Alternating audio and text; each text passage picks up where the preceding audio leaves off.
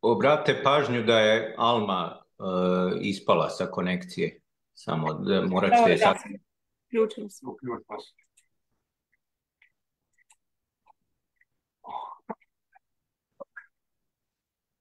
Alma, čujemo se. Alma, mikrofon. Vidim ga. Tu ste. Ok. Čujete nas. Idemo, dakle, danas ćemo raditi konsekutivno. Otvaram današnju sesiju asocijacije nezavisnih intelektualaca Krug 99. Velika mi je čast i zadovoljstvo što će danas pored uvodničarke Ermine Gakić-Kulenović govoriti poštovani Rabin Yisroel Dovid Weiss. Čast mi je zaista što će govoriti na ovu temu Bratstva muslimana i Jevreja pod opresijom i aparthejdom. I would like to open today's session of the Circle 99, Circle of Independent Intellectuals. I have to say that it's a great honor and pleasure for me that we are having a very special guest, Rabbi Weiss from New York with us. And he is going to take part in the discussion on the topic brotherhood between Muslims and Jews. Odmah ćemo uzeti riječ Ermina Gakić-Kulenović, da ne bismo govorili ime, tako da ja neću uvoditi nešto specijalno govoriti. So I'm not going to talk a lot. I'm not going to say anything special. I will give the floor to Mrs. Ermina Gakić-Kulenović, so she's going to provide a short introduction. Evo da sada imamo riječ Ermini. Ermina, you might take the floor. Evo ga, izvolite.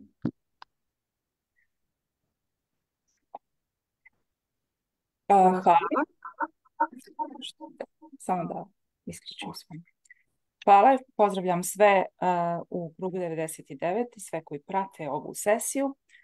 Zadovoljstvo mi je što imam mogućnost da kratko napravim uvod prije nego što nam se svima obrati cijenjeni rabi Yisroel Dovid Weiss.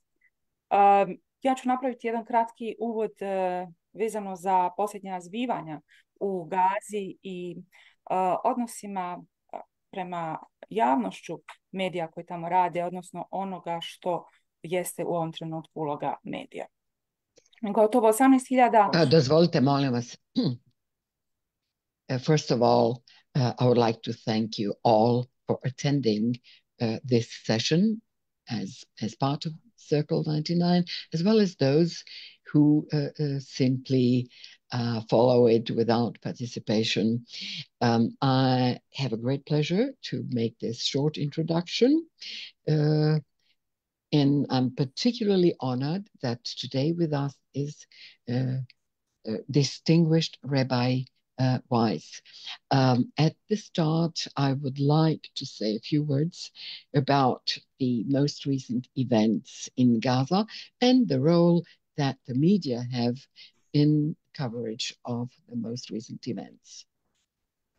Samo kratko da podsjetimo da je gotovo 18.800 Palestinaca ubijeno u izraelskim napadima od 7. oktobra. Izrael je saopštio da je na njihovoj strani 1200 mrtvih. I would like to remind you all that since the start of the war in Palestine, over 18,800 Palestinians have been killed. Israeli officials have stated that 1,200 people have been killed. Ubijeno je skoro 10.000 djece. Almost 10,000 children have been killed. Prisilno raseljeno 1,5 milijuna Palestinaca, od toga više od pola djece. 1.5 million Palestinians have been forcefully displaced, out of which around 1 million children. Nepoznat je broj onih koji su ostali zatrpani u ruševinama u Gazi. The number of those who have remained under the ruins in Gaza still is unknown to the public. U Gazi vidjeli smo ginu svi, djeca, žene i muškarci. Ovi posljednje se često zaboravlja, kao da se implicira, pogotovo kroz medije, da su svi muškarci ne civili i ostavlja se prostor za podrazumijevanje da su pripadnici Hamasa. Everybody has been victims of this war. Children, women, men. But somehow in the media reporting, men seem to be forgotten. Somehow they are, by definition, taken as non-civilians. In the media presented as presumption that all of them are Hamas members, without giving them the possibility and the right to be simply male civilians. Uz osudu svih terorističkih akcija Hamasa protiv civila Izraela, osvrnut ću se više na posljednje događaje u Gazi od 7. oktobra i početak agresije nad Palestincima. I will start with the condemnation of all Hamas activities against Israeli civilians. And after that, I will talk about the events which have been taking place since the 7th of October and the start of the Israeli aggression against Palestine and Palestinian civilians. Stručnjaci Ujedinjenih nacija ocijenili su ove događaje odvijajućim genocidom pred našim očima. The UN experts have qualified these activities as the genocide developing before our very eyes. U sve ovo naravno ide i narativ i propaganda koja se jako žestoko replicira diljem svijeta iz Izraela, a koja se također odvija pred našim očima kroz mainstream medije. All this has been followed by the narrative and the propaganda coming from the state of Israel. It has had replies by various communities all over the world. And that the activities of the Israeli authorities and the reply coming from the public all over the world is another thing that has been developing before the eyes of the humanity. Pored svih ovih žrtava koje sam navela, pored civila koji ginu, najveće žrtve ove agresije na Gazu u ova 2 mjeseca jesu upravo novinari i mediji i ono malo medija koje je još ostalo da tamo radi. Together with civilians and civilian victims, one of the biggest victims of this aggression against Gaza have been journalists and the media, rather to say the very few of them that have remained and that are still in Gaza. Samer Abudaka, civil i snimatelj mreže Al Jazeera, ubijen je u izraelskom napadu prije 2 dana u Gazi. Samer Abudaka, the civilian, and the cameraman of Al Jazeera was killed in Gaza 2 days ago. Oprostite ako sam pogrešila, jesam dobro rekla koje kuće je snimatelj. Da, Al Jazeera. Al Jazeera, dobro sam rekla. On je 89. novinar koji je ubijen od početka napada na Gazu. He is the 89th journalist who has been killed since the start of the aggression against Gaza. Al Jazeera je uputila zahtjev za istragu i kažnjavanje odgovornih za ubistva novinara i slučaj se dalje prosljeđuje Međunarodnom kaznenom sudu. Al Jazeera has officially filed a request for the investigation of his death and his murder, and has requested an in-depth investigation, after which it will be referred to the International Court for War Crimes. 89 novinara je ubijeno od 7. oktobra, to naglašavamo u izraelskim napadima. Znači za samo 2 mjeseca, što je znatno veći broj od ubijenih novinara tokom 2 decenije Vijetnamskog rata. I will repeat that 89 journalists have been killed since the 7th of October during the Israeli attacks against Gaza and Palestine, which is 2 times more than, much more than the number of journalists that were killed during the Vietnamese War. I have to emphasize that. Zastrašujući su uslovi u kojima rade mediji danas u Gazi. Al Jazeerini novinari i medijske ekipe svakodnevno svjedoče o ciljanim ubistvima, napadima i direktnim prijetnjama novinarima i članovima njihovih porodica. The conditions under which the media have been operating in Gaza are horrifying. Al Jazeera journalists have been emphasizing and pointing out to the fact that the murders, the attacks against journalists are targeted. The murders, attacks, all of them. Cilj je Gazu napraviti crnom informacionom rupom kako ne bi sve ono što se događa tamo doprlo do svijeta. The objective of what they have been doing is to make black information hole out of Gaza, so that the truth about what has been happening there does not reach the outside world and the public. Novinarske organizacije, Internacionalna federacija novinara, kao i Human Rights Watch i još puno novinarskih organizacija diljem svijeta pozvali su i Ujedinjene narode i Sjedinjene Američke Države da podignu svijest o potrebi da se zaštite novinari u Gazi. Do danas ništa nije učinjeno. International organizations of various kinds, like International Federation of Journalists, Human Rights Watch, have invited the United Nations and the United States of America to raise consciousness of the world's public about what has been going on in Gaza and Palestine. But so far, nothing has happened. I dalje u Gazi imamo više od 1 ubijenog novinara dnevno. Still, we have in Gaza more than 1 journalist per day killed. Tokom ove godine, samo radi usporedbe, ukupno je ubijeno 94 novinara. Više od 70% ih je ubijeno u Gazi. For the sake of comparison, I will mention that in the course of this year, a total of 94 journalists have been killed, out of which over 70% have been killed in Gaza.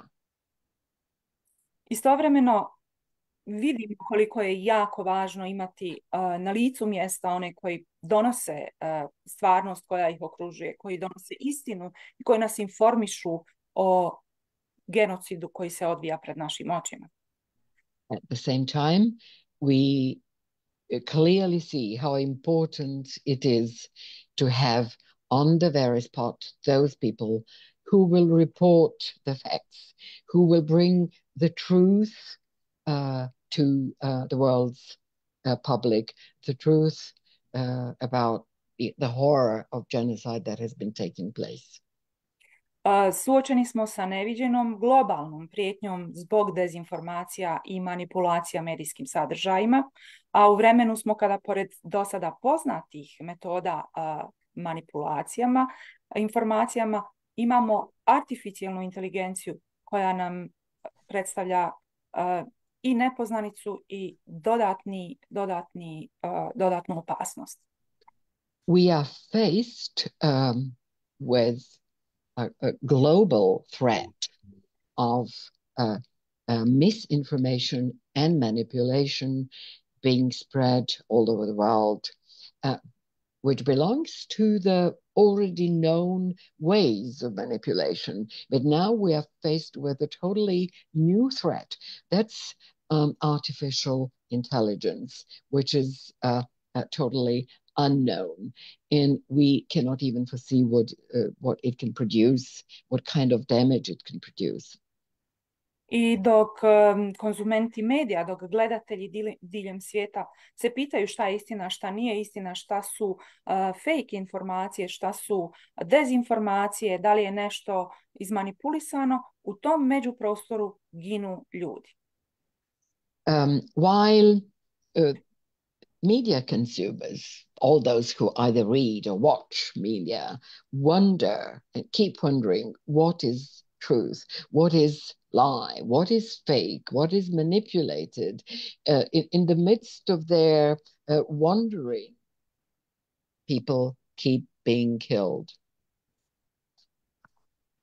U međuvremenu propaganda je toliko jaka da se čak ne postavljaju ništa se i ne propituje, jer sa druge strane se dobije uvijek pod pitanje zašto nas pitate, jer mi se borimo protiv Hamasa. Zašto, da li je to istina ili ne, možda je to antisemitizam. I povrh svega, mediji i novinari zasjenjeni su sa problemom suočavanja sa stvarnošću kroz teret prošlosti kojeg nikako teret prošlosti kojeg mediji nisu stavili u kontekst. Prije svega, ne stavlja se u kontekst ono što je bilo prije 7. oktobra na području Palestine. And then propaganda has been so strong that nothing is being questioned at all. If you start with a question, any kind of question, you immediately get the answer, well, it's about Hamas. Whatever question you try to put, then you are immediately characterized as an anti-Semite. And all this has been additionally shadowed by the burden of the past. Rather to say that another past has not been taken into account, another kind of past, and that is the past which preceded the 7th of October. Nobody talks about that. U cijelom ovom cijeloj ovoj propagandnoj atmosferi koja traje ne samo ova 2 mjeseca, ali je sada zaista dosegla vrhunac, dolazi do toliko suspenzija i toliko cenzura na svim poljima informisanja, da to osjete ne samo novinari koji se nalaze na samom terenu, nego to osjete i obični građani koji su konzumenti medija i koji su također učesnici u medijskom prostoru kroz društvene mreže. The propaganda or the entire atmosphere created for the sake of propaganda has always been there, but at this moment it has reached its climax. We are faced with so many suspensions, with such an enormous amount of censorship that you simply don't get the facts, the truth, from what is really taking place on the ground. There are so many media, there are so many social networks that people are exposed to that we simply don't know what is taking place on the ground. What are the facts? Propaganda je zaista učinila i da se današnji svijet toliko polarizira da vidimo vrlo neobične pojave koje su proizvod i propagande, ali i onoga što dolazi zaista sa lica mjesta iz Gaze, zahvaljujući malom broju novinara koji su još uvijek tamo i koji šalju istinu u svijet. The world has polarized to that extent that we've not seen before. It is, first of all, primarily the product of the propaganda, enormous propaganda, but a part of the contribution to the polarization has to do with the information, with the reporting coming from the ground, from the very few remaining journalists who are still in Gaza and who go on reporting from there. Dijelom i dobrim dijelom, zahvaljujući takvim medijima i takvim novinarima, mi danas vidimo ogromnu podjelu između vladajućeg establishmenta i građana koji se nalaze na ulicama, koji su u velikom broju gradova od Islanda do Australije. To a large extent, thanks exactly to those few journalists being present in Gaza and reporting from there, we can clearly see the distinction, the division between the ruling establishment, between the authorities and the citizens, the ordinary people who keep being on the streets, who keep protesting in the streets of a great number of cities all over the globe, from Iceland to Australia. Ti ljudi na ulicama traže prekid vatre, traže da njihove vlade prestanu zauzimati samo jednu stranu, da njihove vlade prepoznaju žrtvu Palestinaca. Those people, protesters, keep requesting ceasefire, keep requesting from their governments to support only one side and to start recognizing the victim of Palestine, the victims of Palestinian citizens. To je vidljivo i na univerzitetima i diljem Europe, pogotovo u Americi. Veliki univerziteti Ivy lige su podijeljeni. Tamo se suspenduje veliki broj studenata propalestinske orijentacije, iz palestinskih grupacija ili iz jevrejskih studentskih organizacija koje im daju podršku. That is also visible at universities, both in Europe and the United States. We are witnessing suspensions of students, both those pro-Palestinian students or the Jewish students who protest against the events in Gaza. Imali smo slučaj i davanja ostavke čelnika vodećih univerziteta u Americi nakon saslušanja u Kongresu u kojima su optuženi da ne čine više na zaštiti od antisemitskog govora. We have had cases of resignation by some officials from the US Congress after the hearing in Congress and after the conclusion that they did not do enough to prevent anti-Semitism. Međutim, i taj narastajući protestni val koji je preuzeo američke univerzitete se ne zaustavlja i nikada nije bio jači, čak ni u vrijeme Vijetnamskog rata. And that huge wave of protests at the US universities has not stopped and has never been as big, as great as it is, not even during the Vietnamese War and the protests against the war in Vietnam. U Europskom parlamentu vidjeli smo gašenje mikrofona zastupnicima koji traže odgovornost europskih zvaničnika za pomaganje Izraelu u genocidu nad Palestincima. We have witnessed at the European Parliament that microphones of parliamentaries have been switched off at the moment when they requested, when they actually asked for the responsibility of EU officials for their contribution and their support to Israel in committing genocide against Palestinian people. Veliki evropski i američki mediji ne donose cjelovečernje izvještaje o masovnim protestima sa ulica, no u kojima učestvuje veliki broj Jevreja koji se ograđuju riječima da Izrael nije država koja njih predstavlja. European and US media do not broadcast the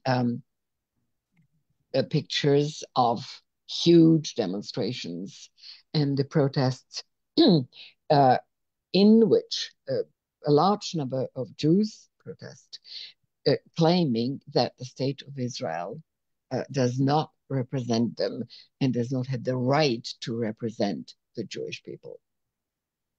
U otporu apartheidu, cionizmu ili neokolonijalizmu, rasizmu i općenito zlu koje se provodi nad palestinskim narodom, posebno ovdje ističem, stoje i brojni Jevreji, organizirano ili kao pojedinci.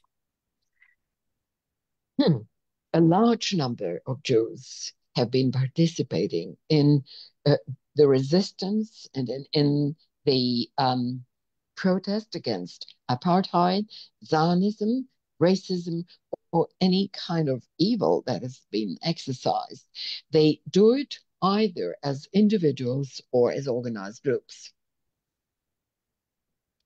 Zbog prošlosti i obećanja nikad više su na ulicama gradova diljem svijeta sa svim drugim građanima ovog svijeta da kažu ne u ime nas i da se solidarišu sa palestinskim narodom. Oni pišu o tome, predaju i gorljivo brane Palestince i pravo Palestinaca na svoju državu. Due to and thanks to the message never again, they keep protesting and stating not on our behalf, and they never give up. They go on in their defense of the right of the Palestinian people to have their own state. Organizacije poput njemačkog jevrejskog glasa, Jewish Voice for Peace u Sjedinjenim Američkim Državama, potomaka žrtava holokausta, Netureja, Karte, International, dokazuju da bratstvo među narodima ima uporište u stvarnosti i da nije riječ o jevrejsko-muslimanskom ratu. Organizations like New York Jewish Association,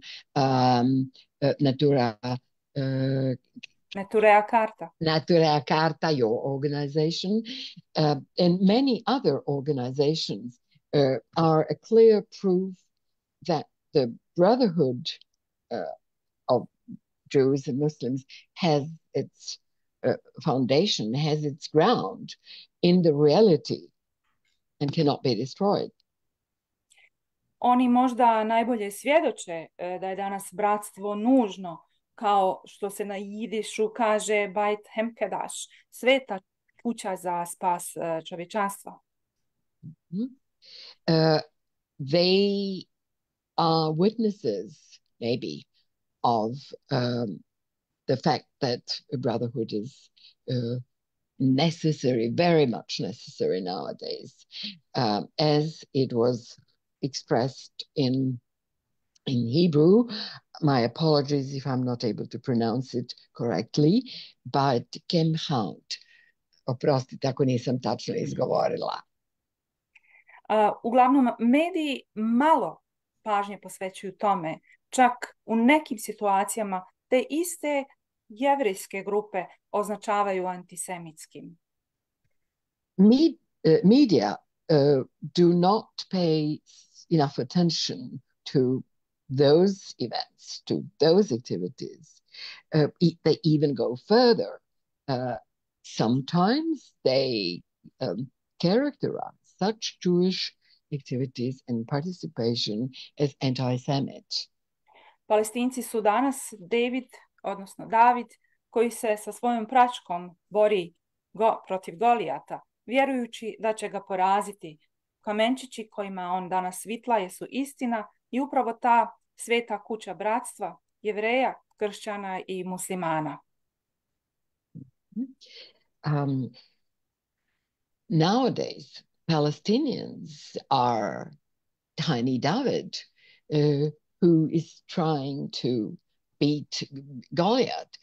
Those Palestinians trying to fight with their stones, hoping to beat those who don't give them a chance to survive.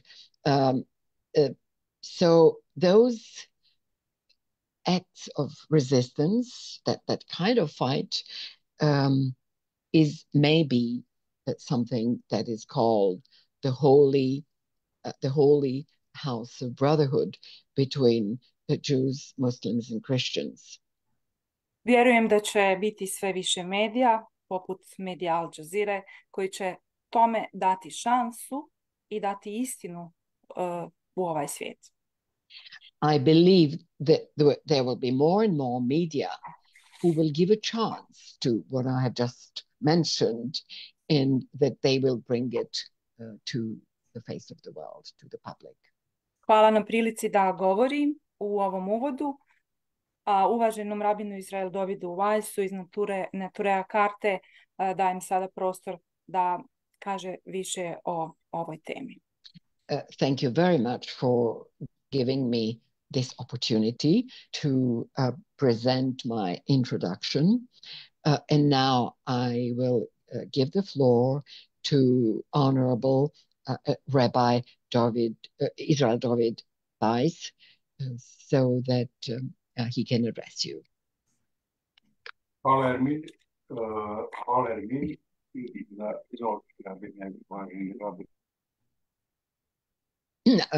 Adila, vas trenutno ne čujem.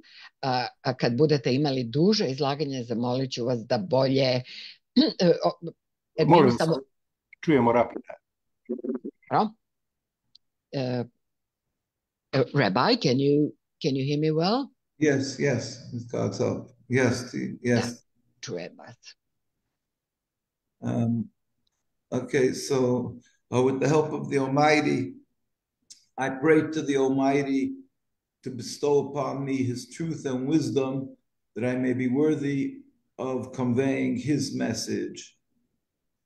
Molim se Svevišnjem da mi podari mogućnost da upotrebim mudrost i sve ono čime me on podario i da dam svoj doprinos miru. And so to accomplish, to sanctify His name and bring peace to the world, inshallah, with the help of the Almighty. I da uz pomoć Svevišnjega, inshallah, donesemo mir u ovaj svijet. Yes, so first of all, it is greetings, assalamu alaikum, and to all. And I want to say it's a privilege for me, it's an honor to be in your meeting, and that I've been chosen to be able to present this view, which is not the view of my personal view, but the view of Jews around the world who are true to the Torah, true to Judaism. Želim odmah da izrazim svoje pozdrave svima vama koji ste prisutni i da kažem da mi je privilegija i čast biti sudionik na vašem sastanku. Također je velika privilegija što sam upravo ja izabran da izložim stav, gledište koje nije moje lično, nego je ono gledište i stav svih istinskih Jevreja koji se drže Tore i judaizma. Now, I will try to be concise, which I need a lot of the assistance of the Almighty, because it's a very broad and complicated subject, but I will try, with God's help, to bring the essence of what the confusion here, what the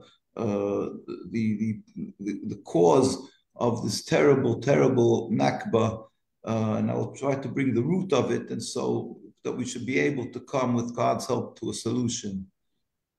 Pokušat ću da budem koncizan, a za to mi je uistinu potrebna velika pomoć Svevišnjeg, svemogućega, zato što se ovdje radi o jednoj veoma kompliciranoj temi. Ja ću zato pokušati da izložim suštinu ove teške teme, da izložim suštinu i korijene onoga što je jedna strašna nagba, jer tek ako smo svjesni suštine, korijena i ishodišta, moći ćemo uz Božju milost i pomoć doći do rješenja.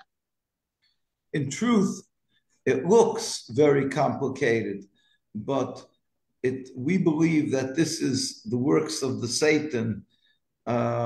And in reality, if one takes the effort, the time, they will realize that there is a clear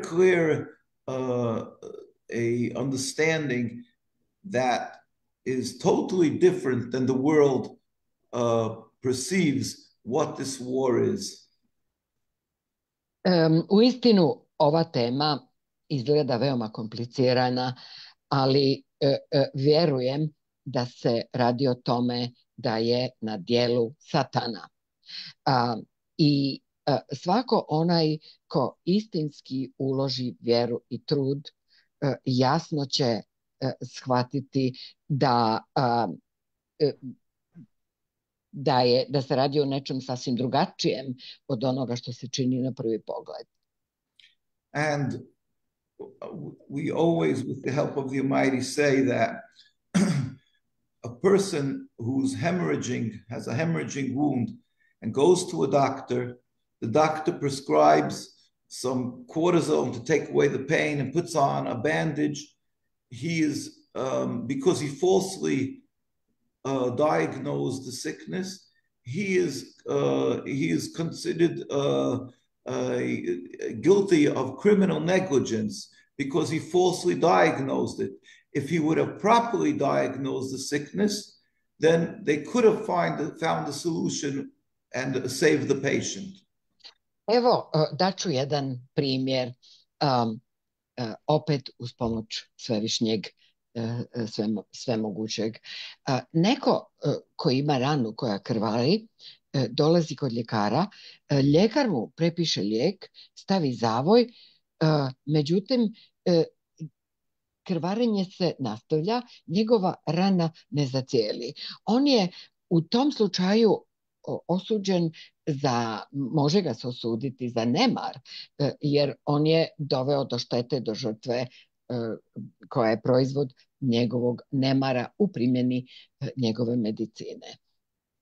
In our case, we have in front of us a narrative that the Zionists, the state of Israel, presented for over 75 years, that there is a conflict of religion. There's a conflict between Muslims and Jews, or Arabs and Jews. U našem slučaju radi se o jednom narativu koji cionistička država Izrael predočava već 75 godina. Oni stalno izlaze sa dijagnozom da se radi o vjerskom sukobu, da se radi o sukobu između muslimana i Jevreja, o sukobu između Arapa i Jevreja. And therefore, the world is trying with many attempts through many decades to seek a solution that these two peoples, Jews and the Muslims, Palestinians and Jews, should somehow have a place in an area that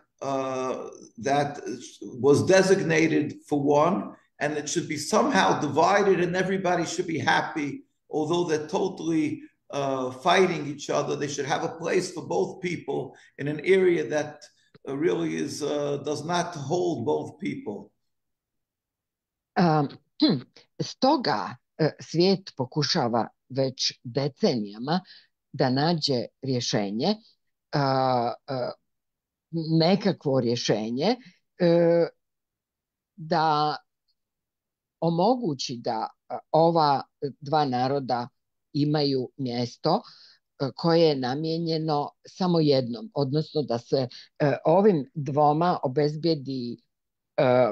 obezbedi prostor na kojem će, iako oni već decenijama ratuju i sukobljavaju se, na kojem će oni živjeti u miru i srećno. Now, in truth, this is a total fallacy it's an evil presentation, a narrative that was created out of thin air by Zionism, the ideology behind the state of Israel. Ovo je uistinu pogrešno. To je jedna loša prezentacija, to je jedan loš narativ koji je sastavila, sačinila cionistička država Izrael.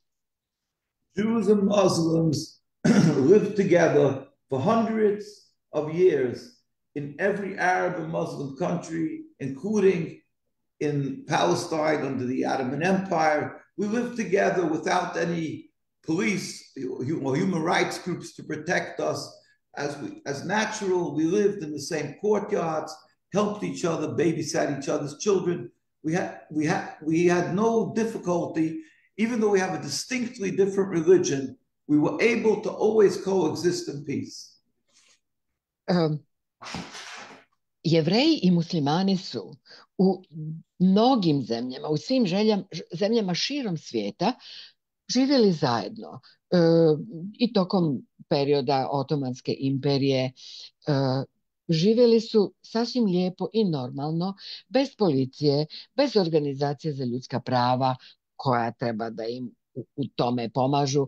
Oni su jedne druge pomagali, čuvali jedni drugima djecu i to se odvijalo bez ikakvih poteškoća i problema. So what is the issue?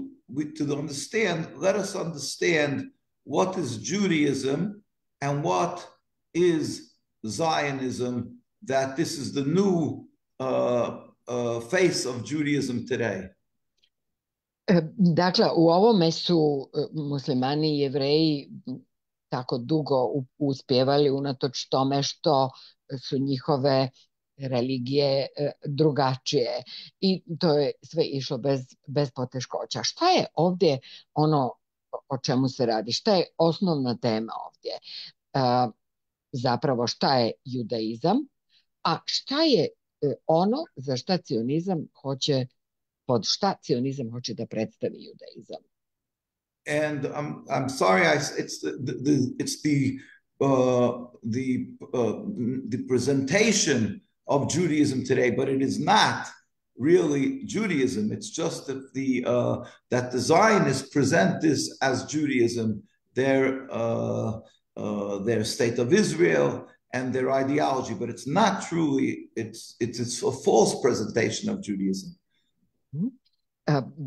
Žao mi je što to moram da kažem, ali naglasit ću, to je prezentacija judaizma, predstavljanje judaizma, tako to predstavljaju cionisti, ali to nije uistinu judaizam, to nije uistinu naša vjera, nego samo ono kako to i čime, za šta to predstavlja cionistička država Izrael. So Judaism is a religion of 3,000 years. That means 3,000 years ago, Moshe Rabbeinu, Moses, went on Mount Sinai and took from the Almighty the Torah, which is the 5 books of Moses, and gave it to the Jews. And we made a covenant. The Jews made a covenant 3,000 years ago that we will be subservient to God and uphold the laws of the Torah. Judaizam je religija koja je stara 3000 godina. Prije 3000 godina Mojsije je bio na brdu Sinaj gdje je preuzeo od svemogućeg, od svevišnjeg svetu knjigu Tora. To je koja se sastoji od 5 Mojsijevih knjiga i on je Toru predao Jevrejima i napravivši neku vrstu dogovora po kojem će Jevreji služiti svevišnjem, svemogućem i to u skladu sa onim što je napisano u Tori, svetoj knjizi. Zionism is a political movement, a group of people who are non-religious, who wanted to have a national home, and they came along around 150 years ago, and they decided they want to create their nationalism from this group of Jews who came from Jewish parents. They weren't mostly practicing Jews, but they wanted a nationalism, and they called this nationalism Judaism. Cionizam je jedan politički pokret grupe ljudi koji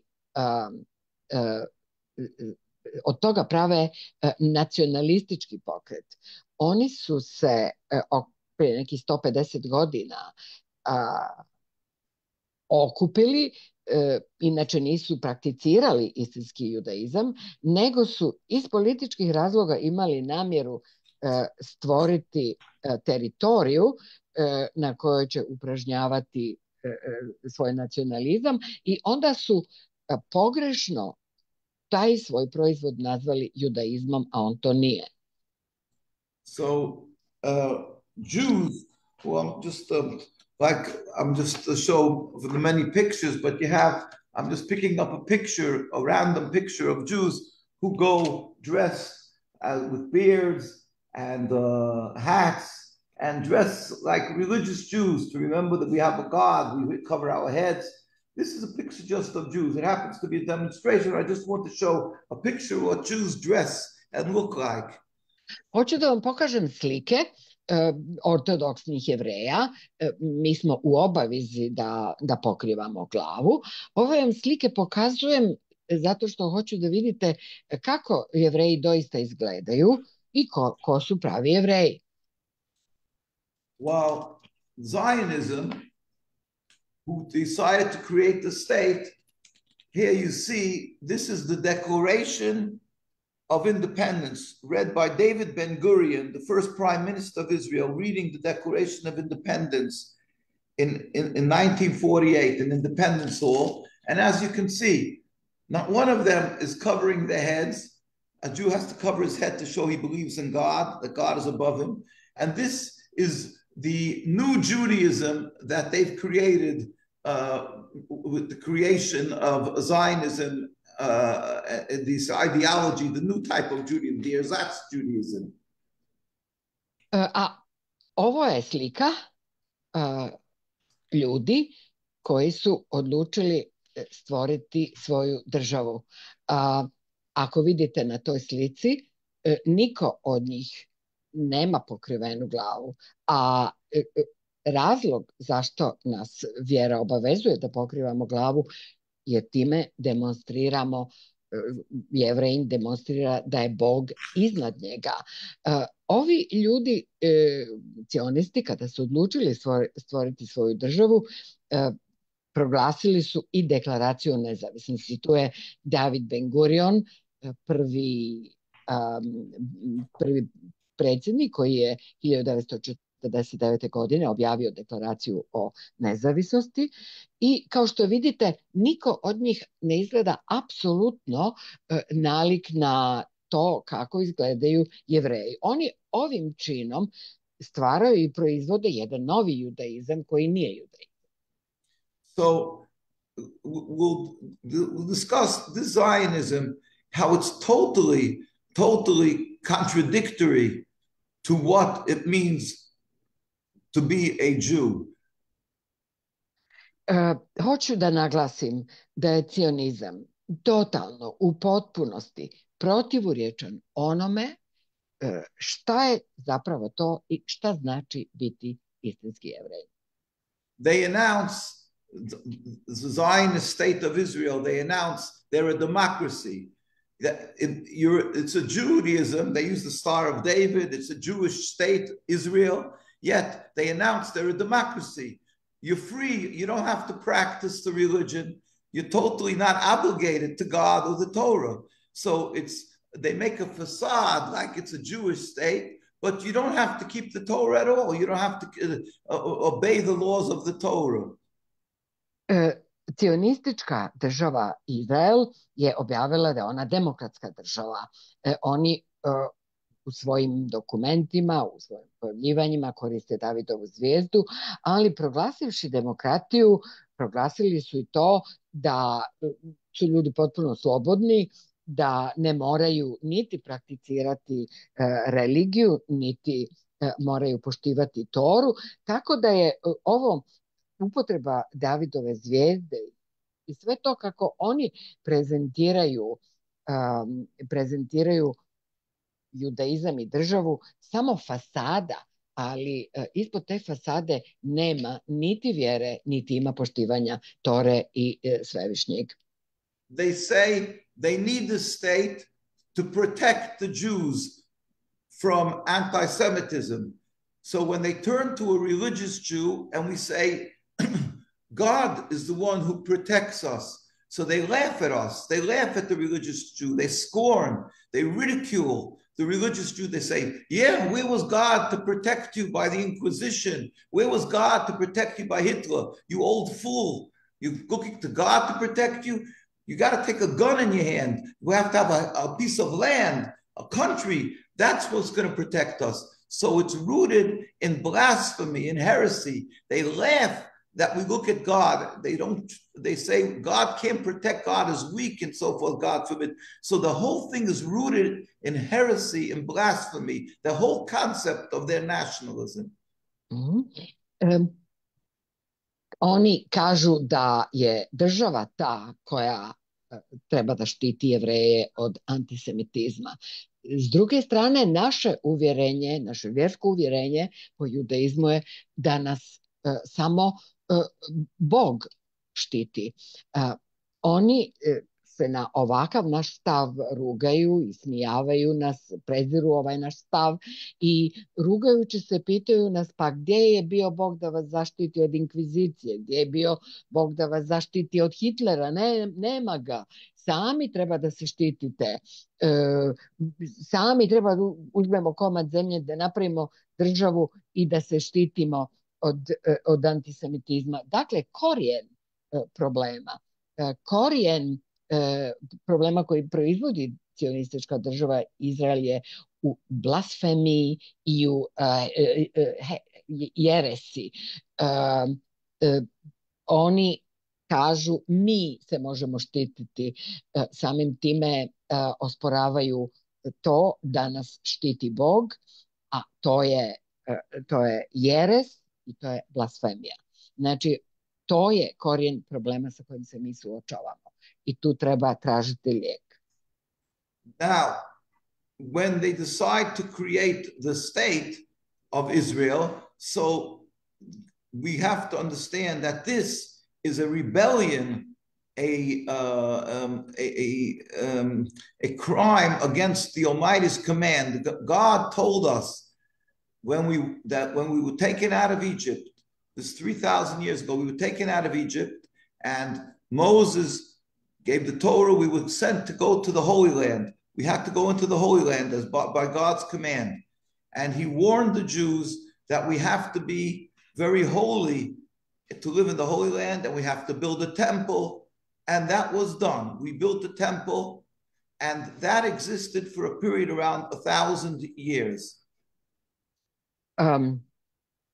Kada su oni odlučili da stvore državu Izrael, to je predstavljalo jednu vrstu pobune protiv Božje volje. To je isto tako istovremeno bio i zločin protiv Boga i Božjih zapovjedi. Prije 3000 godina svemogući nas je izveo iz Egipta i uputio je Mojsija da povede jevrejski narod u svetu zemlju sa zadatkom da izgradi hram. I to je i urađeno. U svetoj zemlji je sagrađen hram i to je nešto što je trajalo oko 1000 godina. Now, we were warned by the Almighty that if we're not going to be on a very high level of spirituality, of holiness, we will be driven from the land. And that the prophets, Jeremiah, Ezekiel, Isaiah, all the prophets warned the Jews about this.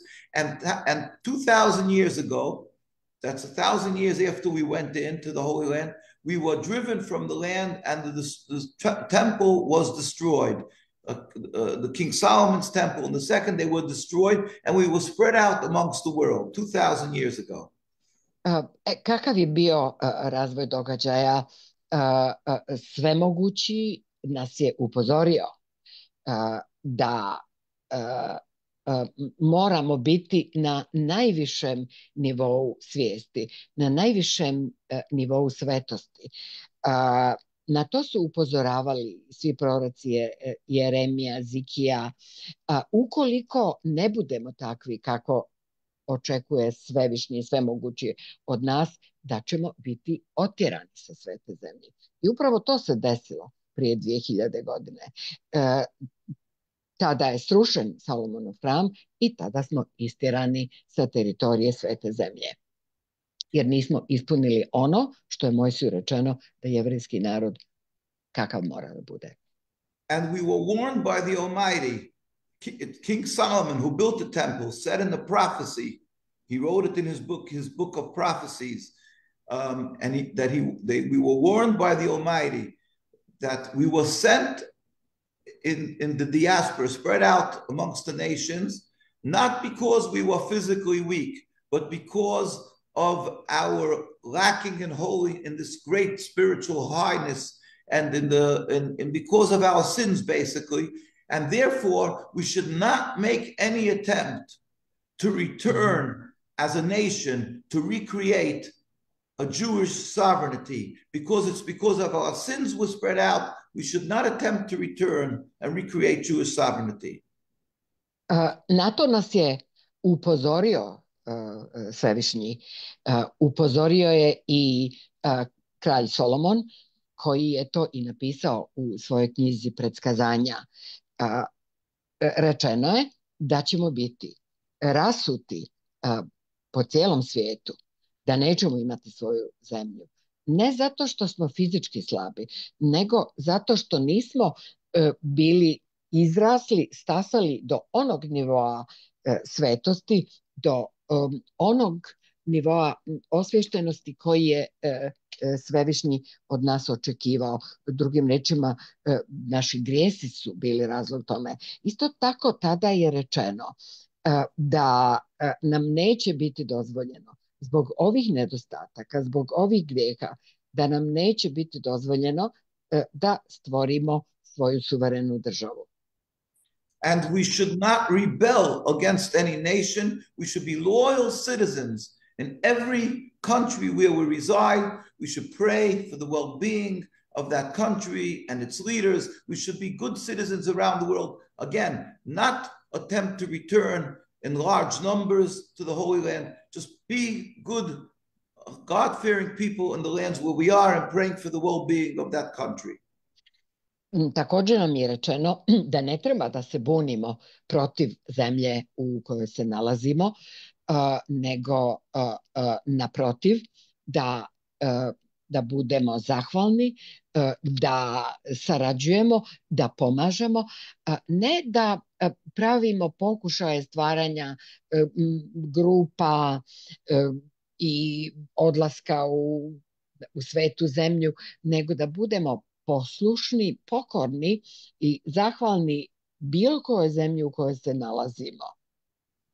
So every Jew for 2,000 years now, this is 2,000 years, we don't attempt to recreate a Jewish sovereignty or to make a Jewish national home. We know it's the will of God we should be dispersed amongst the nations, and that it's expressly forbidden for us to attempt to return.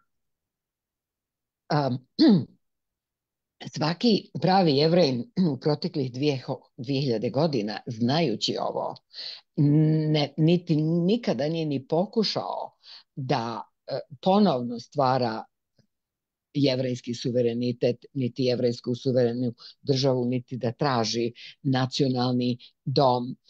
Dato nam je da budemo rasuti diljem svijeta i zabranjeno nam je da pokušavamo da ponovno stvaramo svoj suverenitet i svoju državu. Of course, every Jew, we yearn and pray to the Almighty with his compassion. He should forgive our sins, and one day we believe the Almighty will make a miracle, a metaphysical change in the world where all humanity will recognize one God, not become Jewish, but there'll be a spiritual change in the world where everybody will recognize one God. Then God will return, we will return us. God will build a temple, not without any human intervention. The Almighty himself will build a temple and all humanity will serve him in harmony. We pray and yearn for that. But till that day, we are forbidden to make any attempts to make any Jewish nationalism. Naravno, mi se molimo Svevišnjem da nam oprosti naše grijehe i nadamo se da će uz sve naše molitve i uz svu milost Svevišnjeg stvoritelja, da će doći dan kada će svemogući učiniti čudo i kada će svi ljudi sagledati Svevišnjeg, svemogućeg. Ne da će svi postati Jevreji, ne. Nego će doći do takve duhovne promjene da će među ljudima, da će se izbrisati duhovne granice među ljudima, da će ljudi postati jedno i tada će Bog sagraditi hram. Neće ga ljudi sagraditi. Do tada, do tog trenutka, kada će takvo šta poduzeti Svevišnji i svemogući, nama je zabranjeno da pravimo bilo kakve nacionalističke pokušaje. That in the future, when that miracle will happen, that change, of course, it won't be like a state of Israel. It'll be a holiness where the Jews will be God-fearing and together with all the nations serving God. It will never be a concept like the state of Israel, mind you. A kada se to čudo desi, to svakako neće biti država Izrael, niti jevrejska država. To će biti sveopšta svetost i poniznost za sve ljude. A Jevreji će biti samo jedan od sastavnih dijelova. To ni u kom slučaju neće biti cionistička država Izrael. So when the Zionists decided to make their national home in Palestine, make their own sovereignty, all the rabbis around the world, this is a book called The Rabbis Speak Out, 130 years of religious Jewish opposition to Zionism. This is already 10, 20 years old. But so the rabbis around the world said, no, this is forbidden. You can't make a state. To make a country is breaching the laws of exile, that God sent us into exile. So it's forbidden for us to create such a Jewish sovereignty. It's a direct rebellion against God. So the whole concept of making a state of Israel was anathema, was considered, all the religious leaders said, this is a rebellion against God. You can't do this. Kada su cionisti odlučili da naprave svoj nacionalni dom u Palestini, tada su se svi rabini diljem svijeta oglasili. Pokazujem vam knjigu u kojoj je zbirka opiranja svih rabina diljem svijeta u proteklih 130 godina. Oni su rekli ne smijete, ne možete da pravite nacionalnu državu. Mi smo narod u egzilu, nas je Svevišnji svemogući poslao u egzil i nama je zabranjeno da pravimo svoju nacionalnu državu. Ovim što radite, vi pravite direktnu pobunu protiv Boga i time izazivate anatemu. To je jasno izričito ne, i to je ono što rabini ponavljaju već 130 godina. So this concept of making a state would have been for the Jewish people unacceptable, even if it would have been Palestine uninhabited, a desolate land. We would still oppose this Zionist endeavor to create a state. We would oppose it because it's rebelling against the rule of the Almighty. Ovaj koncept koji uvodi cionistička država Izrael je za Jevreje, prave Jevreje, potpuno neprihvatljiv. Čak i da je Palestina teritorija koja je potpuno naseljena, koja je gola, pusta zemlja, mi bismo se tome usprotivili zato što je to protivno onome što je nama kao Jevrejima određeno. And the fact that they made it in Palestine and the fact that there were over 500 villages, towns that were destroyed, that they wiped out, the Zionists, to create the state, that makes it an extra rebellion against God, an extra crime, because not only did they make a state which is forbidden for Jews, but they created it by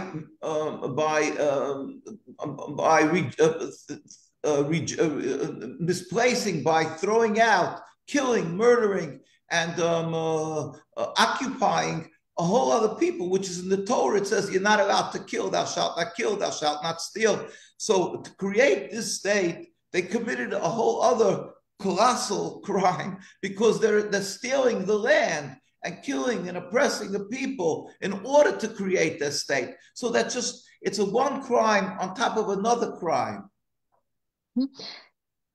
Činjenica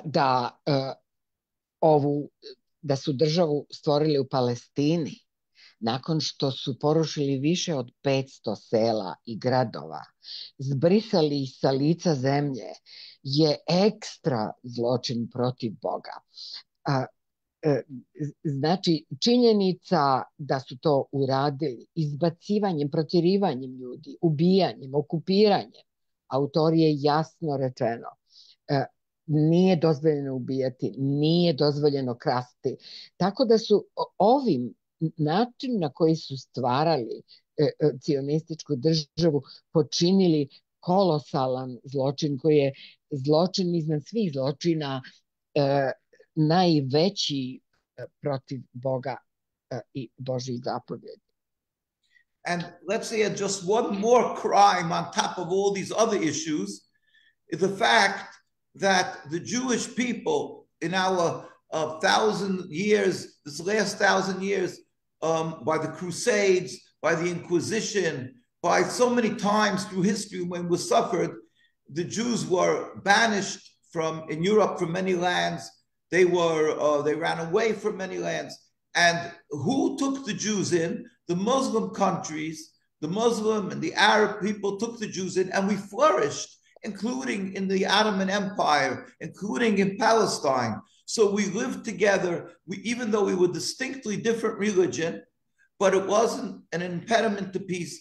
We were embraced and given a safe haven, and we flourished as distinctly religious Jews amongst distinctly religious Muslims without any problem. So we flourished amongst the Muslim people. And as a Jew, we are required to show gratitude, thankfulness for good that is done to us. So to create this state and to scream anti-Semitism and vilify the Palestinian people and the Muslims and say they hate the Jews, that is another crime. Simply this vilification of these good people who are so good to the Jews is a crime in and of itself.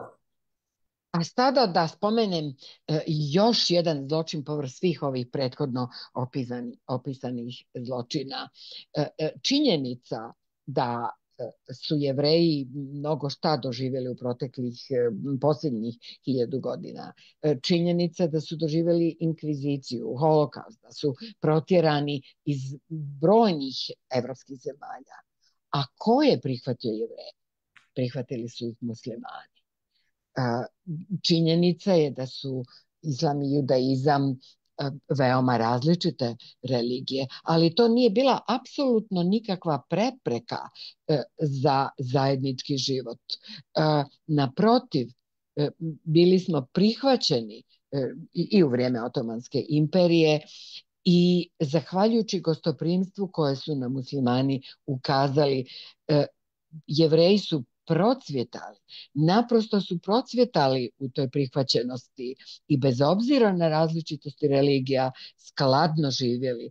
Nas Tora i judaizam obavezuje da stalno pokazujemo svoju zahvalnost i da budemo beskrajno zahvalni svima onima za svo ono dobro koje su nam učinili. A ovo činiti palestinskom narodu, ovako zatirati palestinski narod, to je vrhunac zločina nad zločinom. So the rabbis of Palestine, who are a very religious and God-fearing community of hundreds of years, living in peace with the Muslims, living in peace with the Arabs and the Christian Arabs and the Muslim Arabs. So they stood up and they said, this movement that's coming from Europe, that came mostly was created in Austria. Theodor Herzl came from Austria, Vienna. These people that are coming here, these Zionists, these godless people who are masquerading in the Star of David in Israel, this is not us. This is not Judaism. And they pleaded with the leadership of in Palestine. They said, we don't want this. And I have the quotes. This is in 1947. The chief rabbi of the Jewish community, his name was Rabbi Dushinsky, Rabbi Yosef Tzvi Dushinsky of blessed memory. And this is the documents of the United Nations, 1947, a year before the United Nations ratified the state of Israel. And he pleaded with them in the name of the Jewish community living in Palestine. And he said, we furthermore wish to express our definite opposition to a Jewish state in any part of Palestine. Again, we furthermore wish to express our definite opposition to a Jewish state in any part of Palestine. In other words, we as Jews don't want this. Rabini koji žive na području Palestine više od 100 godina žive tu u miru i harmoniji sa autohtonim stanovništvom. Ovaj pokret koji je krenuo iz Evrope, iz Austrije, Theodor Herzog je došao iz Austrije, to su bezbožnici koji samo paradiraju Davidovom zvijezdom, a iza toga nema nikakvog pokrića. Znači, ovi su rabini same Palestine odmah se usprotivili, glasno su uzvikivali, mi nećemo. Pokazujem vam sada jednu sliku iz 1947. godine na kojoj se vidi glavni rabin u Palestini, rabin Dushinsky. Ovo što vidite je dokument koji potiče iz Ujedinjenih nacija iz 1947. godine. To je bilo godinu dana prije nego što je ratifikovano formiranje države Izrael. I tada je Rabin rekao, želimo da izrazimo naše izričito protivljenje formiranju jevrejske države na apsolutno bilo kojem dijelu Palestine, teritorije Palestine. And maybe I should mention, Zionism didn't start then. Zionism came up decades before, in the 1890s, 1900, and the chief rabbi at that time, here you have a picture in the 1920s, the chief rabbi was Rabbi Sonnenfeld of blessed memory, and he met with the king of Transjordan, and he pleaded with them. Again, the same thing. He said, we have no aspiration for a Jewish state. We have no will for this. And he even wrote letters in Arabic, in the Arabic newspapers, in Al-Salam, the name of newspapers there. And he said, the Jewish community, this is nothing with us. This is just a bunch of sinners.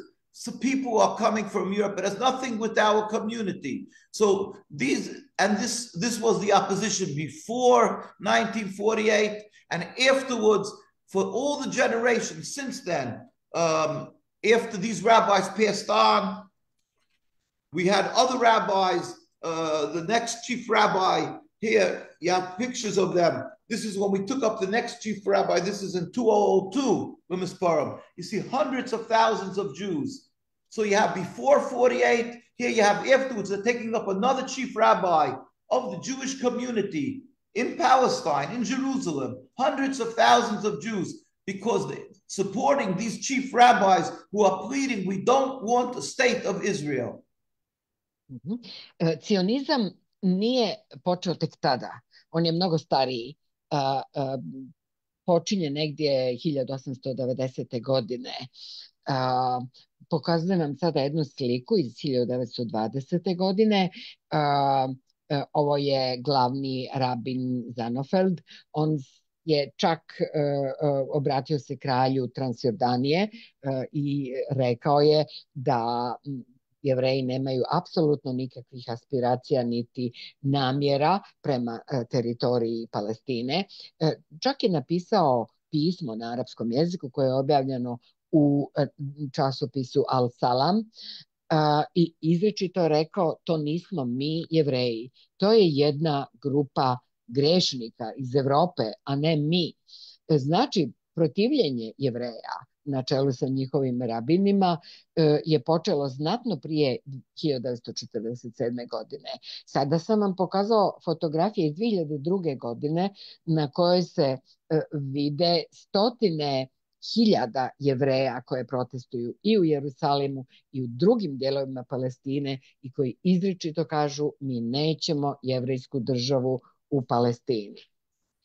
And around the world, invariably, every very religious community that's true to the Torah is in opposition, total opposition to the whole concept of the state of Israel, because it's not Judaism, it's against God, it's against our whole concept of what it means to be a Jew. And here you see in Washington, D.C., when Netanyahu came to visit, this is by when he came to visit President Obama, when invariably, every very large religious Jewish community is in total opposition to the state. And here you see signs, Israel has no right to rule of any part of the Holy Land. This is in front of the White House. So you see, around the world, this is the opinion of religious Jews. Judaism is to serve God. The state of Israel is a rebellion against God and does not represent Judaism or the Jewish people. Sada ću vam pokazati fotografije da bih rekao da se diljem svijeta, da su se diljem svijeta odvijali protesti kao što se odvijaju i sada. U tim protestima se jasno kaže da to nije u skladu sa Torom, da je to protivno Bogu, protivno Jevrejima, protivno judaizmu. Ovo je fotografija na kojoj se vidi premijer Netanjahu kada je bio u posjeti Sjedinjenim Američkim Državama, tada ga je primio tadašnji predsjednik Obama. Prilikom te posjete okupila se velika grupa pripadnika velike jevrejske zajednice i oni su i tada naglašavali da Izrael nema pravo da vlada niti na jednom dijelu teritorije Palestine. Ono što je zadatak pravih Jevreja i ono što rade Jevreji, to je služiti Bogu, a ovi ljudi se zapravo bune protiv Boga. And all the time, for the 75 years of this state, we are demonstrating in the streets of Jerusalem. Jews don't have guns, Jews don't have knives, so they can't call us terrorists like they use an excuse against the Palestinians. Yet we demonstrate in the streets of Jerusalem, and you can see how they mercilessly, these are soldiers, Israeli soldiers, beat up, brutally beat children, old men. They beat up and they assassinate even old men, children, all the time. This is what's happening in the cities in throughout occupied Palestine to religious Jews, simply because we stand up and declare that they're phony, they're false. It's not a Jewish state. They're simply occupiers. And this is what goes on. Here you see they're trampling them with horses, and some of them they murder, they kill them. And this is what's ongoing for well over 75 years, and the world doesn't know it, and the world is silent. Sada ću vam reći nešto što se dešava 75 godina.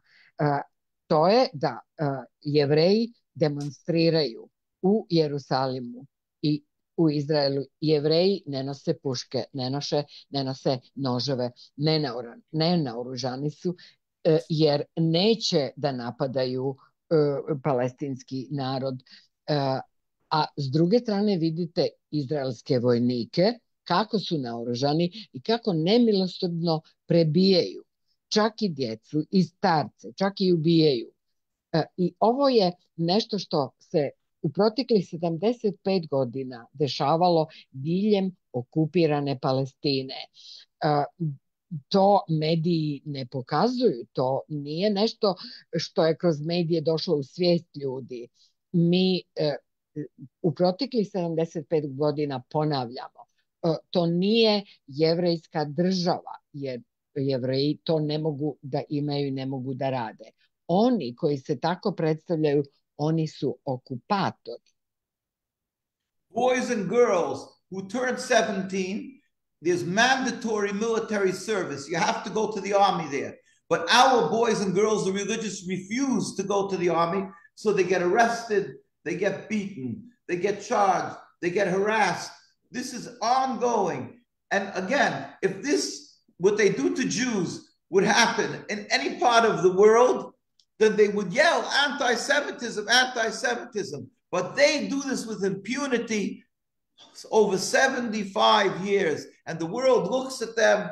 It's, after all, the state of Israel, they're a Jewish country. Most probably they know what they're doing. So it's unbelievable how the world is being duped, is being fooled into complacency, to an acceptance of the Zionist right to exist and to occupy another people.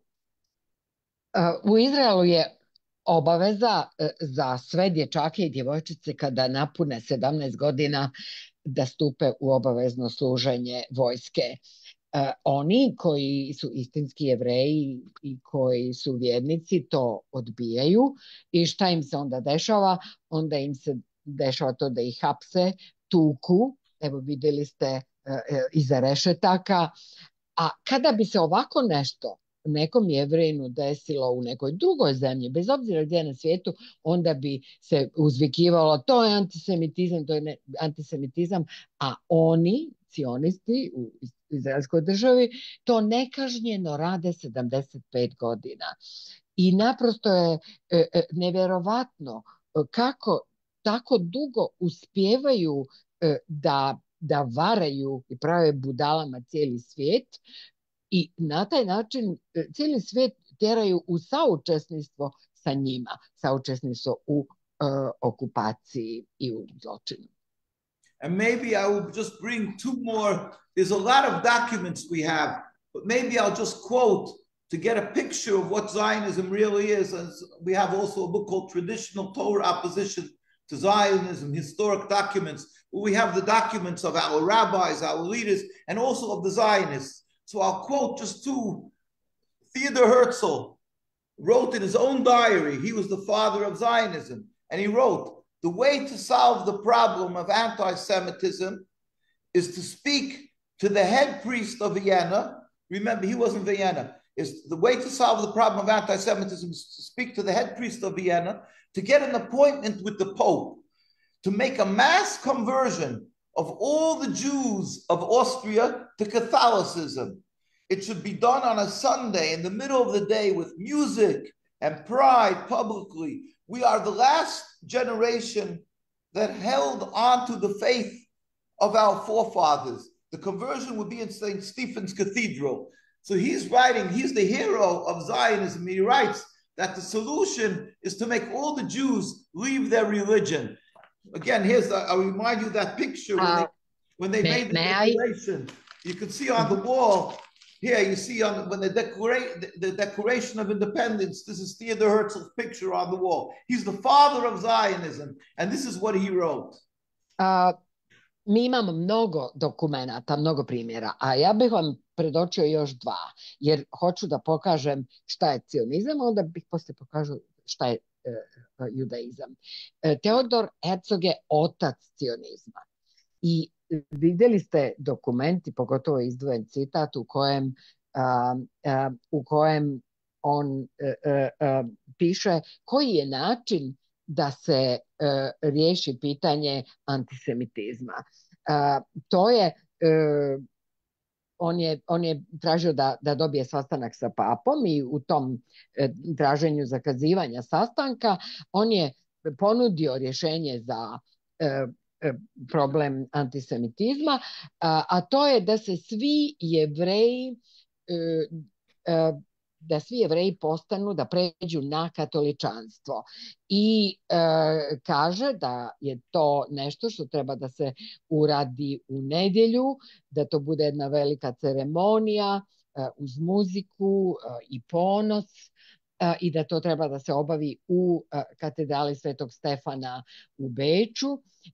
Ovdje zatim vidite i deklaraciju o nezavisnosti, opet iza toga stoji Teodor Herzog, ponavljam, on je otac cionizma. Znači, za Herzoga kao oca cionizma rješenje pitanja antisemitizma je bilo u preobraćenju svih Jevreja u katoličanstvo.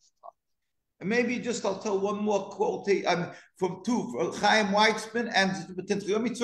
Jabotinsky. Vladimir Jabotinsky was the head of revisionist Zionism, and he was the mentor of Menachem Begin, one of the prime ministers. He was one of the founders of Zionism, and he wrote in 1919 in Haaretz magazine in 1919, and he wrote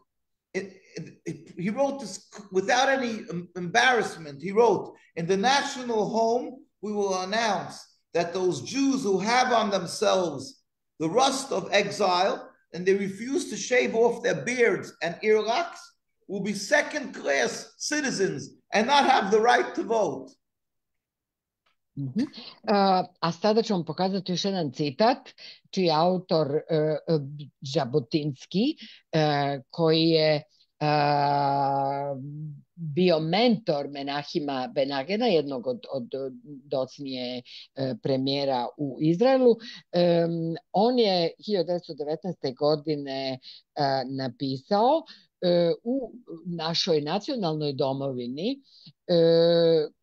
sve one Jevreje koji na sebi nose tragove egzila ćemo, a to su oni koji nose brade, duge kose, pokrivaju glavu, njih ćemo sve prisilno ošišati, obrijati. Znači, njegova je namjera bila da se zatre autohtoni i ortodoksni judaizam. I to je eksplicite napisao.